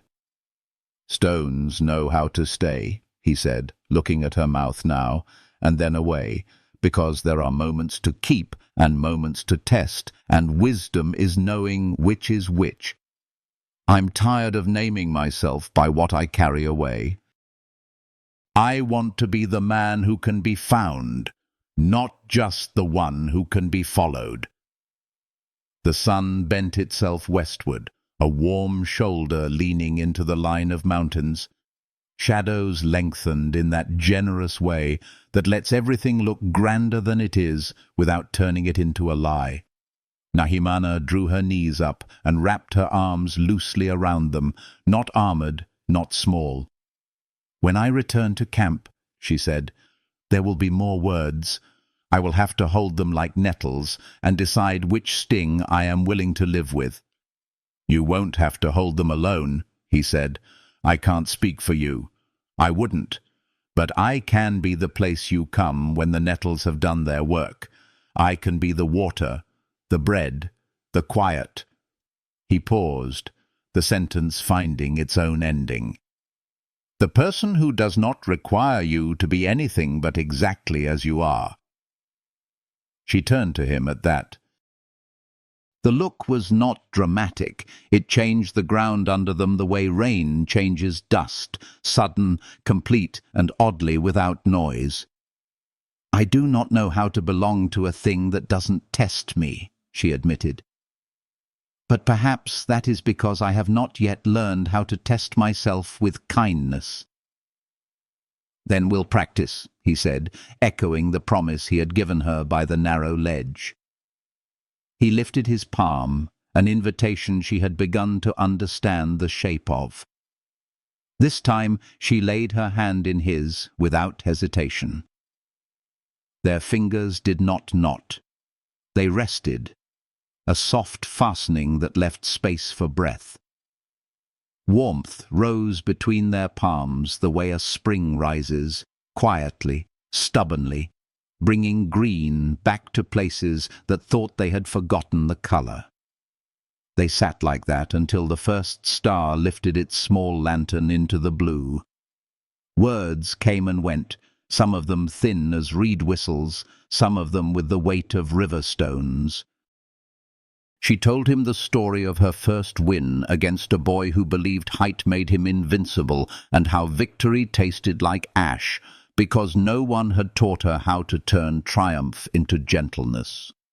He told her the story of the night he left the town where his sister had died, and how he walked until the sky ran out and then slept in the empty, because empty was the only thing big enough to hold the noise in his chest. They did not pity each other. They recognized terrain. When they stood, night had settled properly, soft along the ground, sharp in the air. He walked her back to the fork, where the path to camp declared itself. He did not try to accompany her farther. A man who can learn a boundary is a man who can be trusted to keep one. She stopped at the split and looked at him, eyes reflecting starlight as if it were her own. "I will come at first light to show you the better route to the trading trail," she said. "There is shale that breaks under polite feet. It respects only decisive steps." "I'll be ready," he said. "I'm learning decisive." "You are learning listening," she corrected. And then, before she could think herself out of it, she leaned forward and pressed her brow to his, a brief, fierce touch, as old as blessing and as new as a beginning. Heat passed between them and then steadied into warmth. When she stepped back, her breath looked like a small cloud in the cooling dark. "Good night, Royce Barrett." "Good night, Nahimana," he said, and the way he spoke her name carried the weight of a promise without tying it to a date. She went into the canyon then, her steps sure, her silhouette a tall, quiet certainty against the cliff's pale bones. He stood until the sound of her became the sound of the land again. The shelf behind him waited, emptiness ready to be inhabited by a life that had chosen to stay. He turned toward it with the measured, grateful pace of a man whose next mile was not an escape, but an arrival. At the camp, the elder watched Nahimana come in and did not stop her. He saw the way she moved, less like a wall, more like a door that knew its own hinges, and understood, finally, that the fight he had meant to wage on her behalf would be won another way. He remembered the healer who taught him long ago that control is a poor substitute for trust, and trust is a better guardian than fear. He stepped out of the shadow and bowed his head. Once, brief, a gesture not of surrender, but of respect.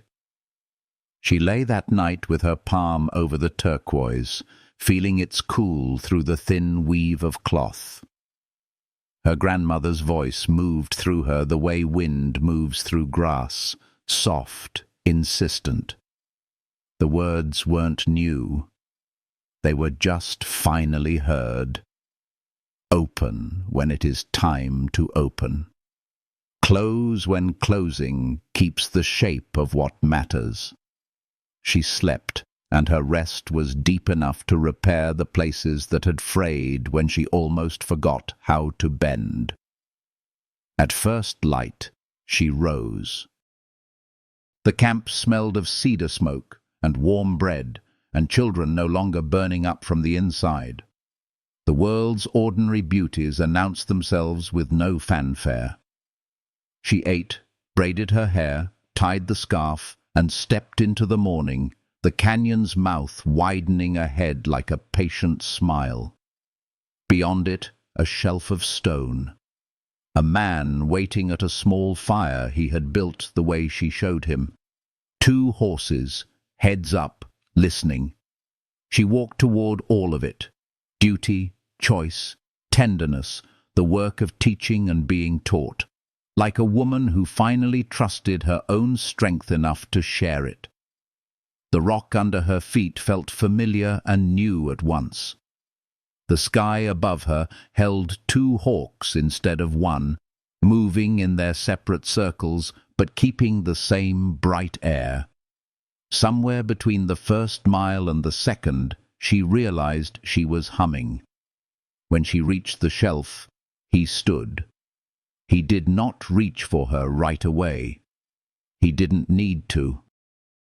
The day itself had already done it, had reached around them both and drawn them into its gentle insistence.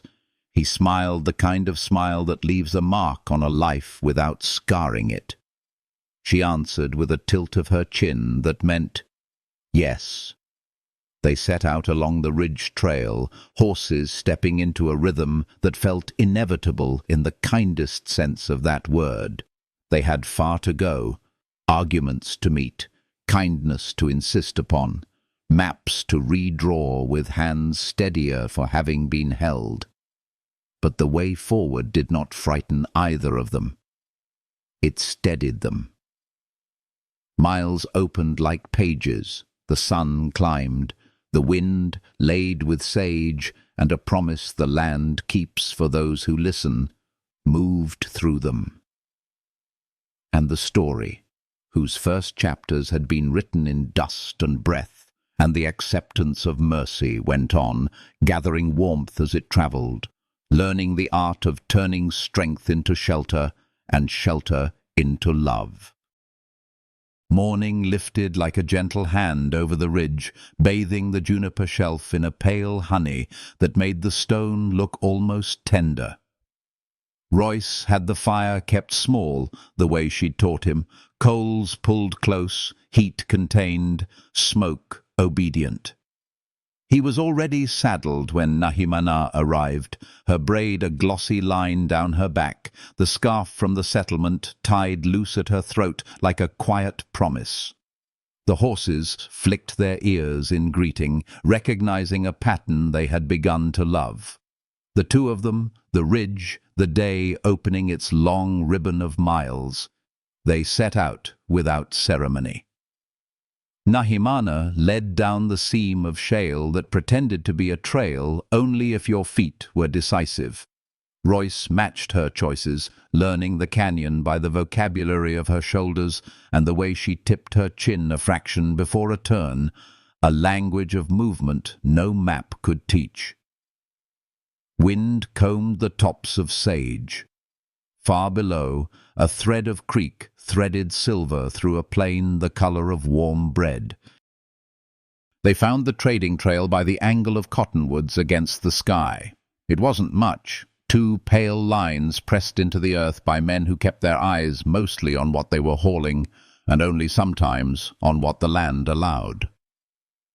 Nahimana showed him where to water without thinning the spring, where to keep the fire's kiss from blackening stone, where the wind would slide its cool hand through camp if you slept with your feet toward the east. He listened and stored each instruction like a man collecting seeds. At the first break, they sat with their backs to a boulder warmed by the newborn sun. Royce pulled a small tin from his saddlebag, a salve he made from pine resin, animal fat, a whisper of ground juniper, and offered it across the space. "For your hands," he said. "Wind roughs them faster at this ridge." She watched him, then unscrewed the lid and breathed it in. The scent reminded her of what heals without asking for a name. She worked the salve into her palms, into the scabbed knuckles anyone else might have called a history of fights, but were really a history of holding fast. She passed the tin back. "My grandmother would have argued with its smell," she said, wry, then used it privately. They rode again, the valley shimmering with the kind of heat that looks like a mirage of water. When it grew too bright, they sheltered under a rock lip that cast an honest shade. Nahimana took a strip of jerky from her pouch and split it in half. Royce did the same with a heel of bread. The exchange felt less like eating and more like a small oath spoken without needing to be sworn. Midday brought them to a stretch where the ridge canted toward a view that struck Royce quiet.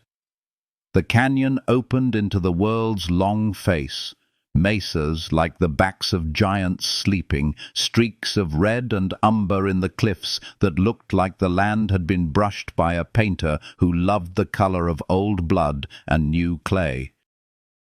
He watched it as if a wound he'd carried were being rinsed in running water, not to erase it, but to cleanse the edge so it could begin to knit.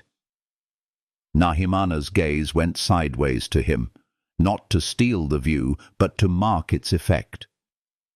"When I was small," she said, "my grandmother would bring me here and tell me the names of colors the sky forgets to use anywhere else. She'd say they live only in the rock because rock knows how to keep a secret." "What did she call this?" he asked, tilting his head toward a band of rust that glowed like a coal you could carry in your pocket. "Fire sleeping," she said, and the words put warmth behind his ribs. By late afternoon they reached the split where he'd store a cache for the next town that needed medicine. He lashed a canvas wrap to a jut of stone, then tucked more canvas over it, rubbed dust into the newness so it looked like it had always belonged. Nahimana watched the care with which he disguised hope, for that is what he was hiding.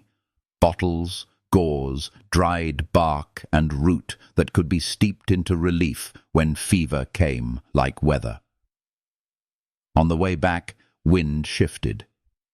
It brought with it a foreign tang, metal and boot oil, and the rattle of tack handled by men who thought force was a substitute for permission. Nahimana slowed, nostrils flaring. Royce felt it too, the prickle up the neck that says the story is about to ask more of you. They crested a shelf and saw them, 5 riders nosing toward the narrowest throat of the canyon, where rock walls rose like ribs and sound magnified into threat. The men were not hungry in the way famine starves a body. They were hungry in the way entitlement starves a soul. One had a length of survey chain looped over his saddle horn. Another wore a badge pinned crooked to his vest, as if the brass could turn his mouth into law. Nahimana's hands were steady on the reins, her face gone still. Royce felt the old heat climb his spine, that helpless fury good men carry when harm comes wearing paperwork. He lifted his gaze to her as if the answer lived in her eyes. It did. "We show them the canyon's manners," she said. "No knives, no crushed bone. We make them think the land itself refuses." They moved like a single body into the shadowed run where the passage narrowed. Nahimana slid from her saddle, pressed her ear to stone, listening the way her people had always listened to places that remembered what feet had done to them. She pointed to 2 slabs that had loosened their marriage to the wall. "Your rope," she said. "Tie here, here, on my mark." Royce worked fast. his hands remembering ranch days when a good knot could save a man's life. He looped and triangled the lines, ran them through a forked root that had grown out of the seam like a stubborn idea. Nahimana took the other ends, braced, and counted low. They pulled as the riders entered the throat, not to crush, not to trap, just enough to set the slab sliding down and skidding to a stop where the passage pinched. Dust fumed up. The riders reined hard, coughing, swearing. The rock didn't hurt them. It humiliated them. The canyon spoke in its older tongue. "You are clumsy here. You do not belong." The man with the badge leaned forward to peer into the slot as if his eyes could make a way. "Road's no good," he spat, as if the land had failed him. "We'll circle and come in the other side." Nahimana, hidden above, lifted 2 fingers, and Royce tugged another line.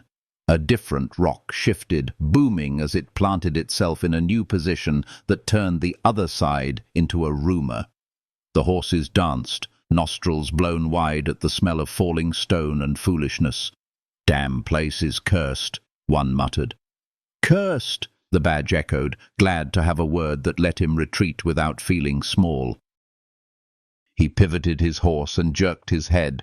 "We go around camp at Dry Basin, send for a blasting team, and make a real road of it." They backed out, dust-coated, diminished by the canyon's refusal to be bullied. Their shapes dwindled to 5 unhandsome flecks against the afternoon. Nahimana did not relax. "They will return," she said. "Men like that always do." "Then we'll be ready," Royce answered, surprised by how natural the "we" sounded, how right. He coiled the rope, stowed it, and met her eyes. "You kept your promise not to break them." "I kept my promise to myself," she said, "to use my strength the way my grandmother taught me. A door when a door will do. A wall only when a wall is necessary."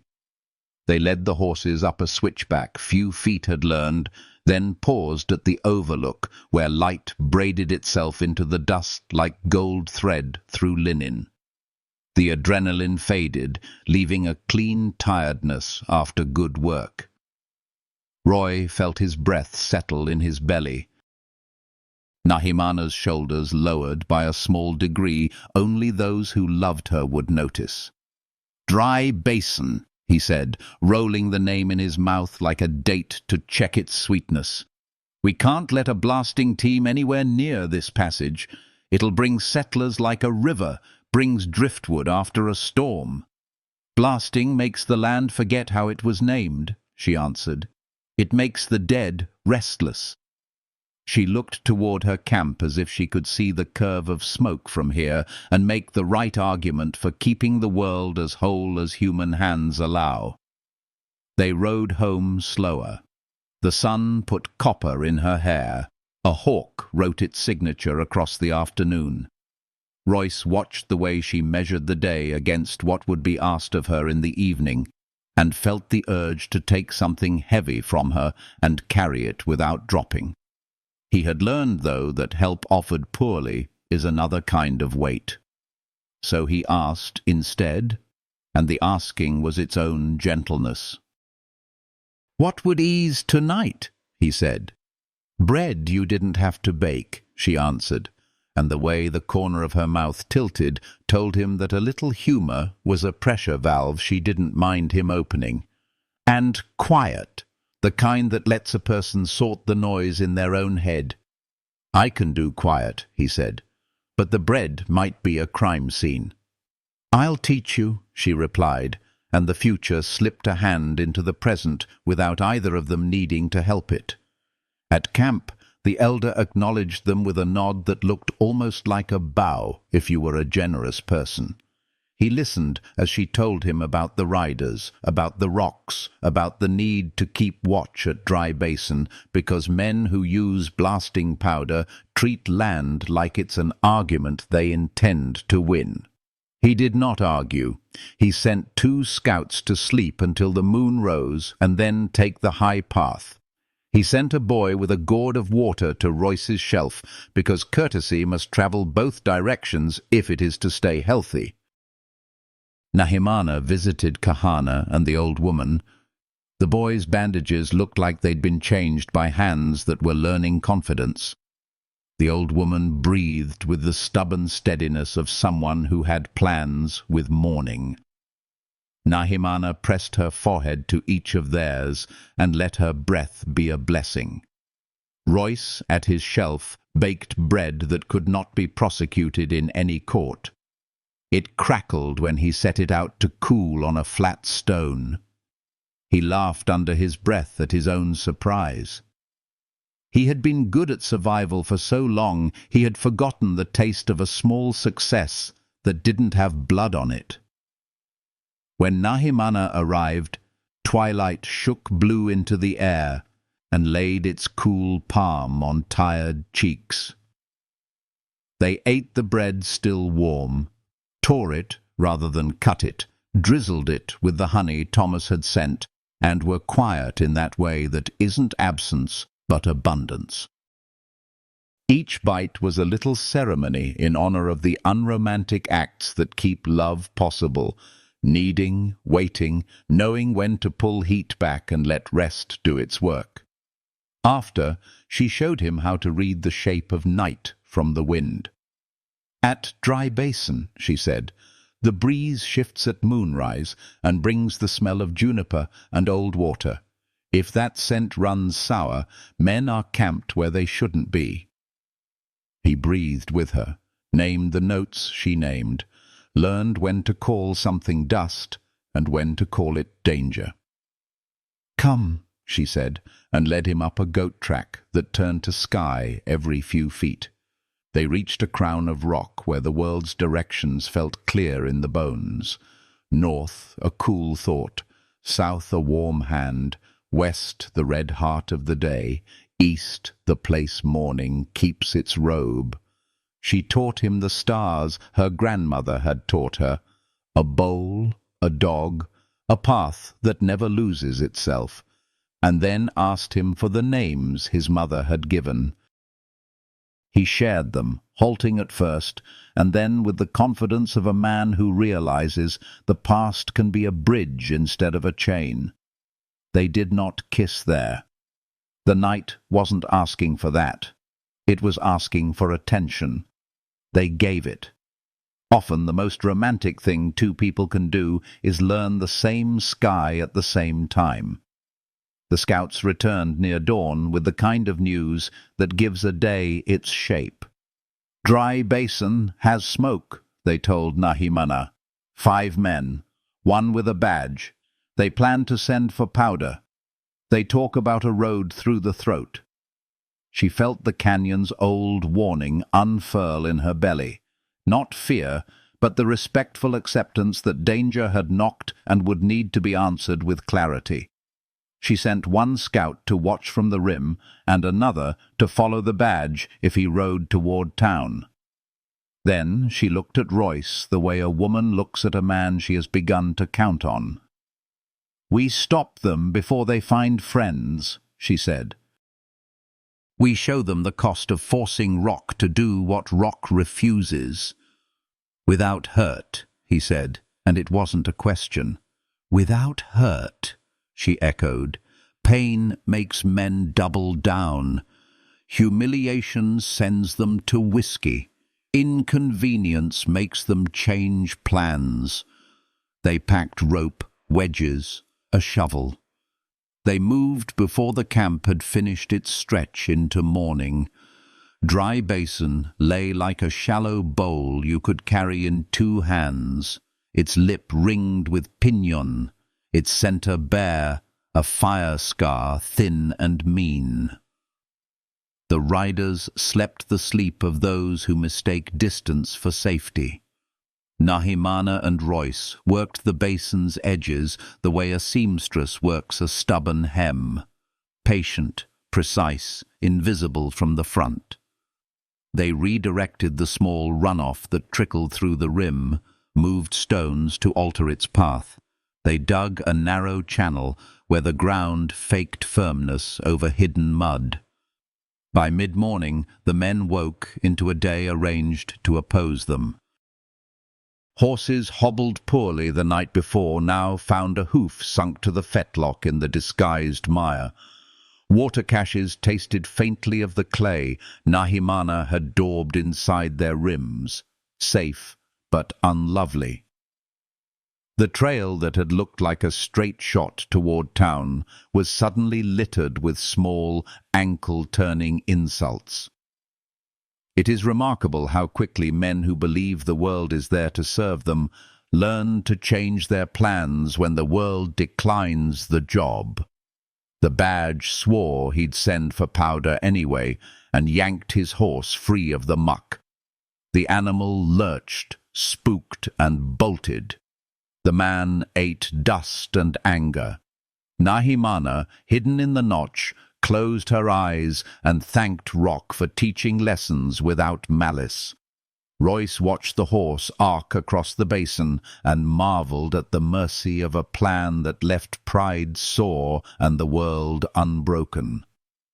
By noon, the men had ridden off, 3 toward town, 2 toward some other bad idea. Nahimana exhaled, a low, satisfied sound like the end of a good song. "They'll tell the roadmen the canyon isn't worth the trouble," she said. "Powder costs money, men like that hate to see burn. We bought time." He looked at her with a feeling that landed somewhere between admiration and something that made his chest feel too open. "You outthought a blasting team with water and patience." "You helped," she said. "Your shovel work was acceptable." The smile that followed wasn't a blaze. It was a small fire that keeps a room warm all winter. They crossed back to his shelf in a long arc that let the day shed its heat in layers. At the spring, they washed dust from their wrists, from their faces. She filled a skin for the camp. He filled one for his small home. The water tasted of stone and stubborn hope. When they reached his fire, he set the kettle to boil and added a shaving of the willow bark she had shown him how to strip clean.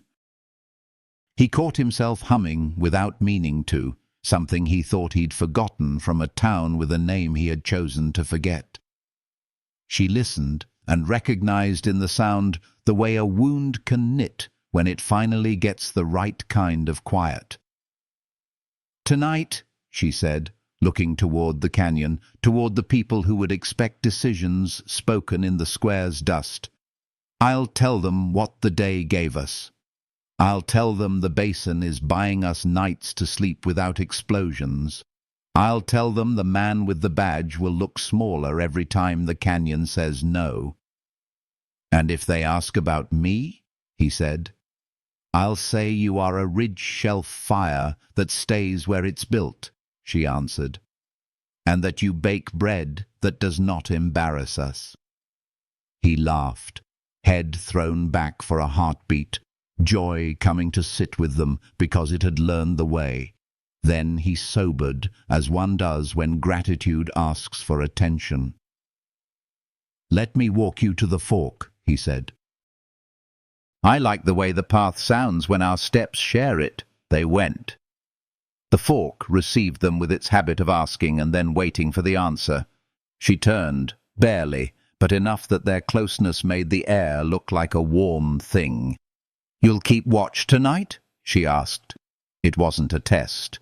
It was an invitation to stand with what they had begun to build. "I'll keep watch," he said. "I'll listen for the smell of juniper that means trouble." "And if it sours," she pressed. "I'll bank the fire and be your shadow," he said, voice low, sure. She nodded once, the old warrior's acknowledgement, the new woman's trust. She did not touch his hand. She touched the place between his collarbones with 2 fingers, light as a bird landing. It was less a caress than a blessing. He felt it for a long time after she had slipped into the throat of stone and let it close behind her like a promise kept. That night the ridge wore stars like beads on a dark braid. Royce sat with his back against the stone and his face toward the basin and learned the patient art of listening to what seems silent. He named every note Nahimana had named. Juniper, old water, rock cooling, a distant owl's question. He heard nothing that meant men, nothing that meant powder, nothing that meant someone had decided to turn the canyon into a road that didn't want to exist. He let the quiet heal something the rush of days couldn't reach. Near dawn, with the sky rinsed pale and the first grey feather of morning laid over the east, he caught a soft, familiar rhythm on the wind, feet that belonged here. Nahimana came into the ring of his small fire, eyes clear, braids slightly loosened by sleep. She sat without speaking, accepted a tin cup, and sipped the bitter willow he'd sweetened with a spoon of honey. The grimace she made was theatrical. He grinned. A small domestic ritual had entered the book of their days. "The elder will ask for a council," she said, setting the cup down. "He will want to write rules in dust about where you stand and when you speak. I will let him draw his lines. I will decide which ones I step over." "And me," he said. "What am I to do while men make maps for other men to follow?" "You will be what you have been," she said. "The man who stays, who brings water and bread, and the kind of quiet that makes fear remember it is smaller than love." The word sat between them without needing to be chased. They didn't grab it. They let it rest, bright and unafraid, like a new coin in a child's palm. She rose when the sun broke itself gently over the ridge, painting the stone the color of ripe peach. "Come," she said. "There's a path along the back of the cottonwoods I want you to know. It keeps you hidden when men with chains think the shortest line is always the truest one." He stood, shouldered his pack, banked the fire. They stepped onto the narrow way she'd named, feet finding the same rhythm they always found now, separate, side by side, harmonized the way two heartbeats will be if you rest together long enough. The trail accepted them. The morning unrolled ahead like a clean page, and the story, which had learned to use the tools of patience and mercy, pressed on toward its next asking, its next answer, its next tender measure of strength. The council gathered when the sun was still low enough to be kind, a loose ring of elders and hunters and mothers with their sleeves rolled past the elbow, people whose opinions had been earned by years of putting their hands where the work lived. The cottonwood cast a dapple that made the ground look stitched with light. Nahimana stood within the ring, not at its center, but where center would listen. Royce stayed at the rim like a good fence, present, useful, not the point. The elder began as keepers of thresholds do, speaking the language of caution that has kept women and men alive when the world forgot their names. He recounted what had been done. The children kept breathing, the canyon refusing strangers without breaking them, the basin turning stubborn in ways that would waste a blasting man's day. He said these things as if he were setting stones for others to step upon, testing each for wobble. Then he asked for lines, and the asking buzzed like bees in dry grass. Most wanted rules, sharp and legible, where Royce could camp, who could speak with him, what trade was allowed, if any, which paths were forbidden to his feet, no matter the favor owed. A few had learned in one long night that gratitude makes finer rules than fear. Their voices were quiet but steady. Nahimana listened without flinching when someone's words struck close to her own heart. She let the arguments move through her like weather and did not mistake a gust for climate. Royce kept his hat in his hands and his eyes on the dust, because sometimes humility prevents people from tripping over their own strengths. When the elder finally nodded toward him, not as an invitation so much as a test, Royce spoke with that plainness he wore like a comfortable shirt. "I don't want to redraw your world," he said. "I want to sit near its edge and be useful." He gestured toward the ridge, toward the invisible line where his camp breathed. "I'll keep to stone and juniper. I'll come if called, leave if asked, and if I get it wrong, you'll tell me, and I'll learn. All my life I've been the man who arrives. I'm trying to be the man who can stay without taking." A quiet, like fresh bread, spread from one face to the next. Nahimana watched the way his words landed, the way suspicion loosened a notch only the patient would notice, and felt a warm gratitude uncurl low in her ribs. He had not offered poetry. He had offered steadiness. The elder dragged his heel in the dust and drew a half-circle that opened to the ridge. "Here," he said, "is where you stand if you come. Here is where you speak, with whoever called you by name. Here is where your fire climbs to question us at night." He glanced at Nahimana, and something like a smile fought its way up through bedrock. "And here is who answers. She will not make us smaller by what she gives you. She will make you better by what she refuses." A ripple of laughter, sudden and real, ran through the ring. Nahimana didn't smile. She pretended not to. Royce's eyes, though, softened into a warmth that felt like a blessing being given in two directions at once. After the council, the day turned to work as good days do. Royce helped a young man set a splint that could be tightened and loosened without frightening a child.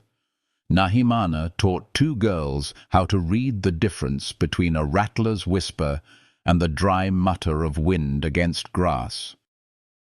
She showed a boy how to place his feet on shale so that the stone respected him enough not to give.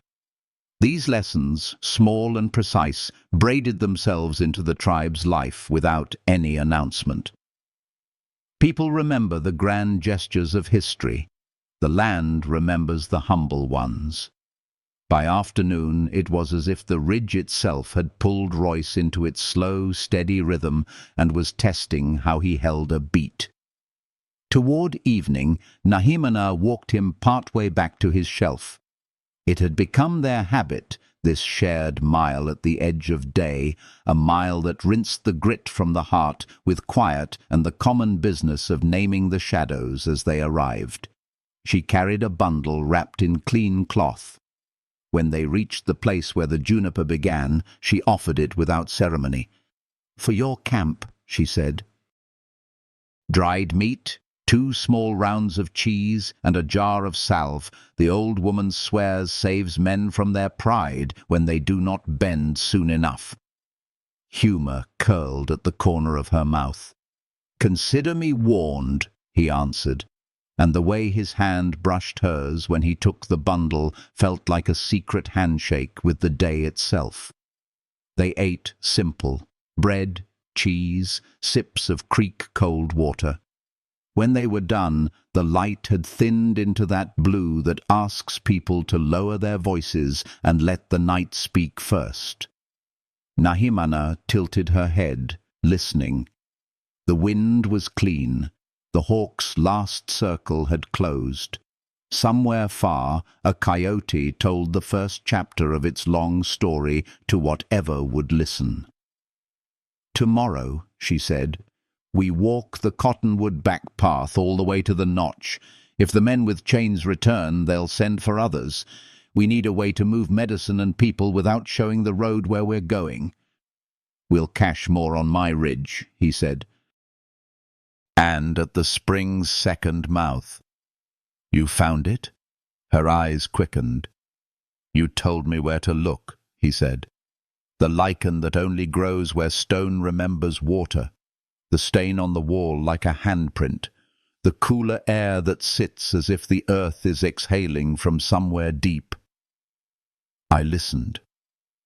He paused, and the honesty in what came next was the gentlest thing he owned. I've always known how to read trouble. You're teaching me to read rescue.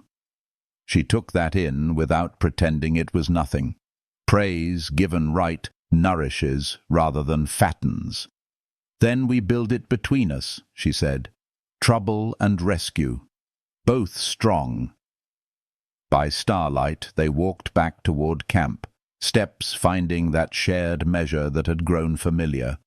Hers always a half-stride longer, until, without thinking, he matched, and then she matched, and the pattern became theirs. At the fork she stopped. For a breath neither of them moved. The night thinned around them as if the world had leaned in to see what would be made of this moment. She touched the edge of his sleeve. You'll keep watch for Dry Basin? I'll keep watch, he said, and if wind brings the sour you named, I'll come like a shadow that learned your feet. Good, she said, and started to turn. Then, as if the motion had set free a truth she had held too carefully, she pivoted back and stepped toward him. The kiss that followed did not ask permission from thunder or from history. It was simple, sure, and warm, the kind that a lonely life learns only when it has learned first what respect tastes like. He did not grasp. He answered, steady, as if meeting a hand extended over a river you both mean to cross. When they parted, the night's blue had deepened by a shade, and something in both of them had unclenched that neither had realized was still holding tight. Sleep, she said, fierce and soft together, a command disguised as care. Sleep, he echoed, and they obeyed. The days that followed braided labor and tenderness until the rope of them could pull anything worth keeping. They walked the cottonwood path, found the notch, and showed each other where the ground told the truth and where it lied. They cached medicine at the spring's other mouth, under a slab that looked too heavy to lift, until Nahimana showed him the lever hidden in the rock. The childlike trick that made the world laugh with you instead of at you. They sat in council again, shorter this time, practical as a laundry list, and the elders watched Royce and found they no longer had to pretend to tolerate him. They had started to rely on him in that quiet way you start to rely on seasons. Kahana healed enough to tell a story recounting the rock slide that made him a little braver than he had been. The old woman opened her eyes and called Nahimana by her childhood name, the one only the tender-hearted had permission to use. Mothers sent boys to the ridge with questions they had framed as errands. How do you make a fire behave? Can bread be coaxed into softness when the air is all dust? What does one give a man who has stayed long enough to deserve more than thanks? In the answer to that last, Royce was uneasily silent, then said the truest thing he could. Your trust, your patience when I get our customs wrong, your willingness to correct me without shame. Nahimana watched all this with a gaze that had relaxed by degrees into something that looked like peace. She sparred with a hunter who needed to be reminded that speed without attention is waste. She replaced the worn thong on a child's sling. She took a thorn from a woman's heel in a gesture so practiced it made pain look negotiable. And on the third evening after the council, she and Royce walked to the shelf again, carrying between them a length of rawhide stripped thin like ribbon. "For what?" he asked, amused by the small mystery. "For the bread," she said, and then when his eyebrows rose, she added, "A braid. It helps the dough remember which shape we asked of it."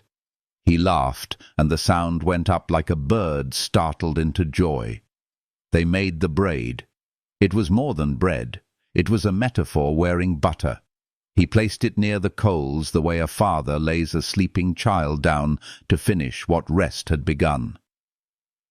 When he turned back, Nahimana had taken her scarf off and was smoothing it over her knee with the same tenderness she gave to stone when asking it to shift. The sunset climbed her throat like a blessing. He sat, close enough to feel the warmth of her without demanding it. They ate with their fingers. After, she leaned her head to his shoulder and let the world do what it does best when left alone. Heal. The threat did not vanish. The men with chains did not forget their impatience. Twice more scouts found smoke at Dry Basin. Twice more small inconveniences, redirected water, stones that rolled at the wrong time, a trail that widened into nothing, persuaded the men to try somewhere else. Once, a stranger with a neat moustache and a clean book of maps rode close enough to the ridge that Royce could smell the ink. He hid the fire and his horse and his own breathing and waited while the man declared the canyon romantically impractical, a phrase that tasted odd in the mouth of a landscape that did not need adjectives. The stranger left. Royce laughed until his eyes watered, then told Nahimana later, and watched her laugh too, the rare, unguarded kind that makes other people in the room glance around like someone just brought home a feast. In the quiet days, he learned to stitch torn shirts with a patience he had not believed he possessed, and she learned to let someone else tie off the last knot when her hands were already full of other tasks. He taught a group of boys how to make a litter that could carry a body up a narrow path without fighting gravity. She taught a group of girls how to make the kind of tea that convinces grief to sit down and listen when it would rather run screaming into the night. They swapped recipes of a sort, for poultices and for forgiveness, for tracking and for speech that keeps a room from turning on itself. People came away from these small circles with their shoulders looser and their eyes steadier. Healing hid itself in the corners and then stepped out, shameless. On the seventh day, a heat like a held breath lay over the camp. Work slowed. Voices lowered, not by command, but by instinct. Nahimana spent the morning walking the perimeters of her home, touching the places no one else thought to touch, the rock that held the clothesline's knot, the post that groaned when wind shifted, the small grave where a child's carved toy rested because he had loved it enough to take it with him. She spoke to each in her grandmother's bare-mouthed language, the one that called things by names that were also verbs. When she returned to the square, the elder was sitting with his back to the cottonwood, eyes on the dust in that way old men have when they are watching memory perform. "You did not grow smaller," he said without looking up. "No," she said, coming to sit on her heels so they were level. "I grew other." "If you had been born a boy," he said, still studying what the dust remembered of feet, "we would have taught you horn and whoop and sent you to bring back trouble with a smile. If you had been born ordinary, we would have put a shawl on your shoulders and kept your hands busy and your mouth tired with children's questions." He paused, then lifted his face to hers. "You were not born boy, nor ordinary, so you have done what we do when the world does not give us a pattern. You have made a good one yourself." Her throat tightened. No praise she had ever earned in fighting had reached this deep. "I had help," she said, and did not pretend she meant only the living. The elder nodded toward the ridge. "He stays," she said, "at the shelf, at the edge, where a door belongs." "And if the world comes with powder?" he asked. "Then it finds a canyon that knows its own name," she said, "and people who have practiced choosing what to open and what to refuse." The elder breathed out. The cottonwood leaves mirrored the sound with their small silver applause. "Your grandmother would have said it sharper," he murmured. "But she would have meant the same." He tipped his head. "Go on, Nahimana. Take your stride. Don't shorten it for our comfort." She did not thank him. Thanks would have cracked something delicate. Instead, she touched the ground between them with 2 fingers, the gesture the old woman had once taught her for recognition. He returned it, and the world shifted a degree toward balance. That night the wind came sweet from the ridge, and with it the near-silent padding of Royce's step. He didn't enter the circle of light until the elder waved him in with the same absent welcome he gave to moths that did not singe themselves. Royce nodded, sat on a low stone, hands easy, eyes taking the measure of the square and finding it good.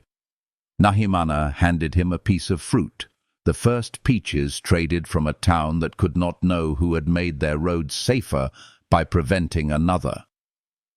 He bit into it, closed his eyes at the miracle of juice in a place made of sand, and for a small sacred moment, the 3 of them, warrior, elder, outsider, were simply people eating summer.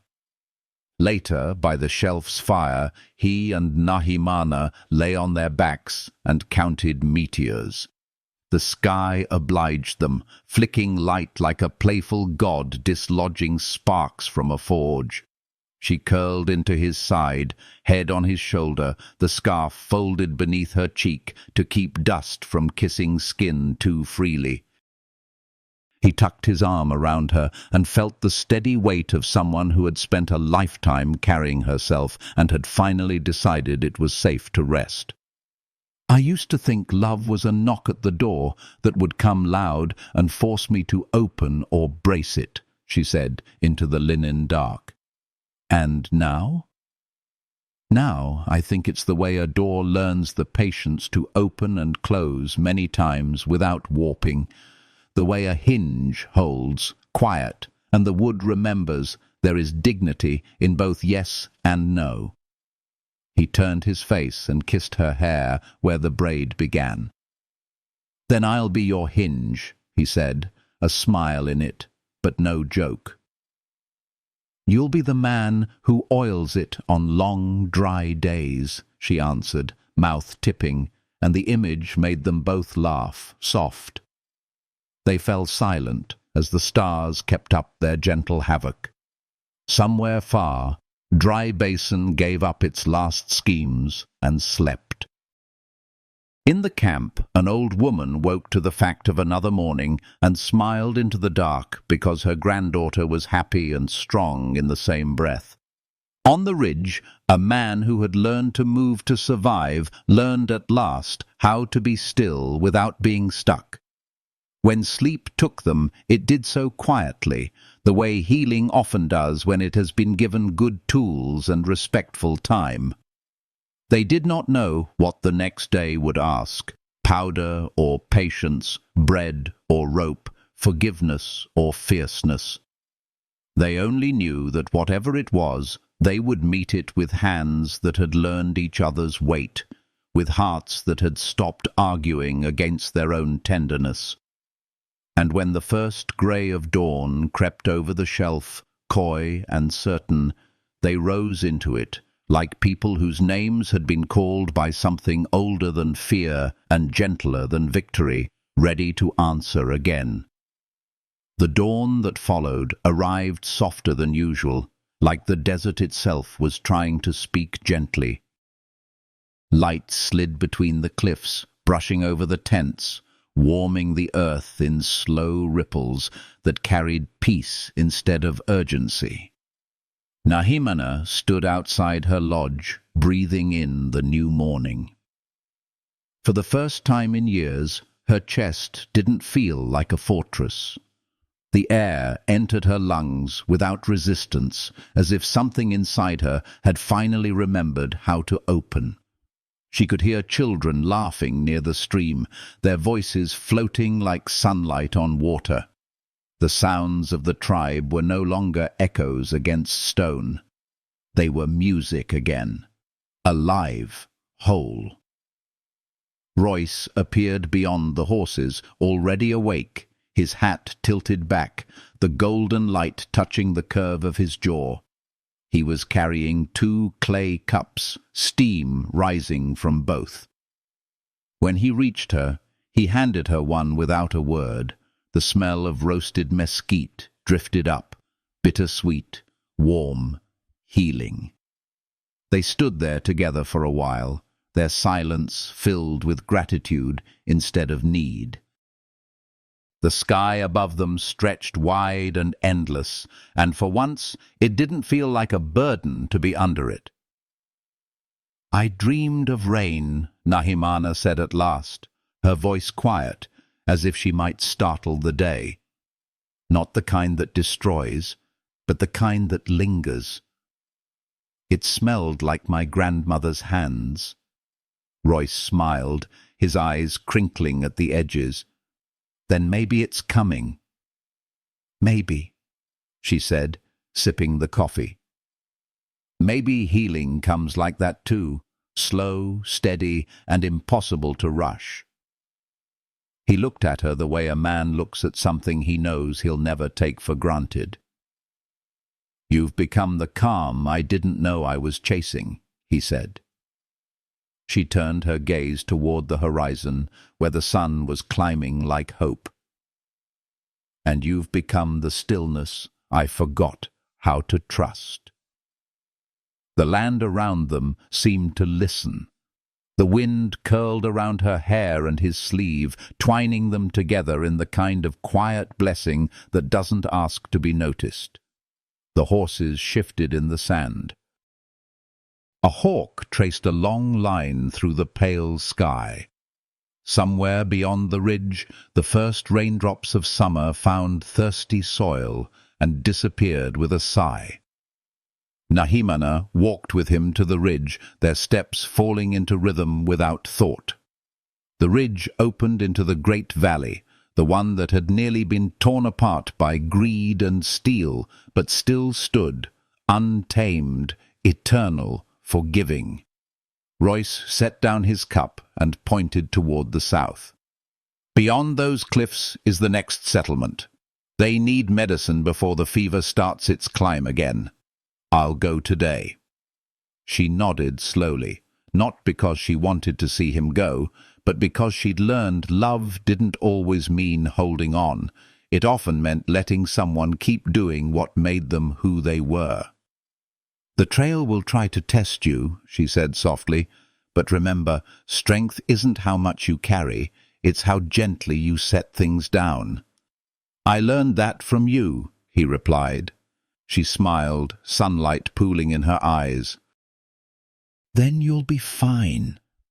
He reached for her hand and held it the way one might hold a living prayer, carefully, reverently. "When I come back," he said, "I'll bring news from the valley, maybe stories, maybe peaches." "Bring yourself," she whispered. "That's enough." He bent and kissed her forehead, a gesture that felt both ancient and brand new. His lips left warmth there that seemed to glow long after he'd stepped away. Nahimana watched as he mounted his horse, checked his saddlebags, and turned toward the trail. He didn't look back, not out of indifference, but out of trust. She stood watching until the dust swallowed him, until the canyon light folded around him like memory. When she returned to camp, the elder was sitting under the cottonwood, carving something small from wood, a figure that looked suspiciously like her. "You look peaceful," he said without looking up. "Maybe I am," she answered. He chuckled. "Your grandmother would say that peace is the long breath that follows truth." "She was right," Nahimana said, and for once she didn't argue with ghosts. The day unfolded slowly. Nahimana helped the children gather herbs by the stream, teaching them which leaves healed and which ones needed patience before use. The world felt balanced again. She caught herself humming, an old tune her grandmother used to hum while grinding roots for medicine. The melody rolled through the air like water finding its way back home. That night, she sat by the fire and looked up at the stars. They seemed closer now, less like cold eyes and more like lamps hung by ancestors to guide her steps. The wind carried faint whispers of Royce's journey, a heartbeat she could feel across distance. Every flicker of flame reminded her of his laughter, his stillness, his steady presence that felt like home even when he wasn't near. In the following days, she led her people in rebuilding the gardens near the canyon stream. Where once there had been dust, now green pushed through stubbornly, a quiet rebellion of life. When children asked what made plants grow faster, she smiled and said, "Love and patience, both are slow magic, but they never fail." At sunset on the 5th day, thunder rolled in the distance, not the angry kind, but the soft, swollen voice of promise. Clouds gathered like an old friend, returning with open arms. The first drops fell fat and warm against her skin. The tribe ran from their tents, laughter breaking across the canyon. Nahimana lifted her face to the rain, eyes closed, letting it wash away the last salt of loneliness. When she opened her eyes, Royce was there, riding hard through the downpour, soaked to the bone, his face lit by something between exhaustion and joy. He dismounted before the horse even stopped and walked straight toward her. She didn't move. She didn't need to. The rain did the greeting for both of them. He stopped inches away, breathless and shining with wet light. "They're alive," he said, his voice trembling from cold and relief. "The medicine worked. The fever's gone." Her smile was a sunrise. "Then you brought healing again?" "No," he said, touching her face with a gentleness that broke her heart open in the best way. "We did." The words barely left his mouth before she kissed him, this time with certainty, not discovery. It wasn't the desperate kiss of survival or the timid one of testing trust. It was the deep, quiet kind that happens when two storms finally meet and realize they were always rain meant for the same earth. They stood there in the downpour, her hands on his jaw, his fingers tracing the line of her back, the canyon echoing the sound of rain like applause. The tribe, wise enough to pretend not to watch, went about gathering wood and laughing at the sky's generosity. Later, after the storm eased, they sat beside the fire, wrapped in one blanket, the scent of wet earth all around them. The flames painted soft amber over their faces. Nahimana rested her head against his shoulder, listening to the steady beat of his heart. "I used to think the land only gave what you took with force," she murmured. "But now I know it gives when you stay long enough to listen." Royce kissed her temple. "You taught me the same about people." She smiled, the kind of smile that could warm a cold night. "Then maybe we both found our way home." They sat long into the night, saying little. The stars came out again, reflecting in the puddles left by the rain. The air felt new, reborn. The canyon, cleansed and humming, seemed to sigh with them. Every sound, the crackle of the fire, the murmur of the wind, the breath between them, was a prayer, simple and unspoken, thanking the world for second chances. When dawn came, it came gently. The desert was blooming, tiny flowers pushing from every crevice. Nahimana woke first and found him already watching her, his smile soft with that quiet kind of awe that belongs to love. "We made it through every storm," she whispered. He brushed his thumb along her jaw and learned that storms don't end you. They reveal who stands with you after the sky clears. She took his hand and pressed it against her heart. "Then stand with me, always, not to protect me, but to remember what peace sounds like when it's shared." "I will," he said, the words carrying the weight of forever, but also the ease of truth. They rode together later that day, side by side through a valley that had once been marked by struggle and was now alive with color. The sky above them stretched wide and forgiving. Every breath they took carried the smell of sage, soil, and renewal. They didn't speak much. They didn't need to. Love had become a language they both understood without words. When they reached the edge of the canyon, Nahimana turned her face to the wind. Her scarf fluttered, a bright ribbon of red and gold against the pale blue. "You were right," she said. "Healing isn't something that happens to us. It's something we choose every day." Royce nodded. "And we keep choosing it." The wind swept around them, tugging at their clothes, filling the air with the scent of rain, horses, and the faint sweetness of new grass. Nahimana looked at the horizon, where the light met the land, and for the first time in her life she saw no walls, only open space, endless and kind. She turned back to him and smiled, her voice a whisper that could still reach the sky. "We were both strong all along. We just needed someone to remind us that strength can be gentle too." Royce reached for her hand and squeezed it lightly. "Gentle," he repeated, as if the word itself were medicine. They rode on until the day folded into evening. Shadows stretched long and blue. The world exhaled around them, whole again. Somewhere in the distance, the first stars blinked awake, one by one, witnesses to two hearts that had finally found their way home. If this story warmed your heart or reminded you that love can heal even the roughest places inside you, let it stay with you a while. Take a breath, feel its calm, and when you're ready, share that warmth. Leave a comment. Tell me what part touched you most.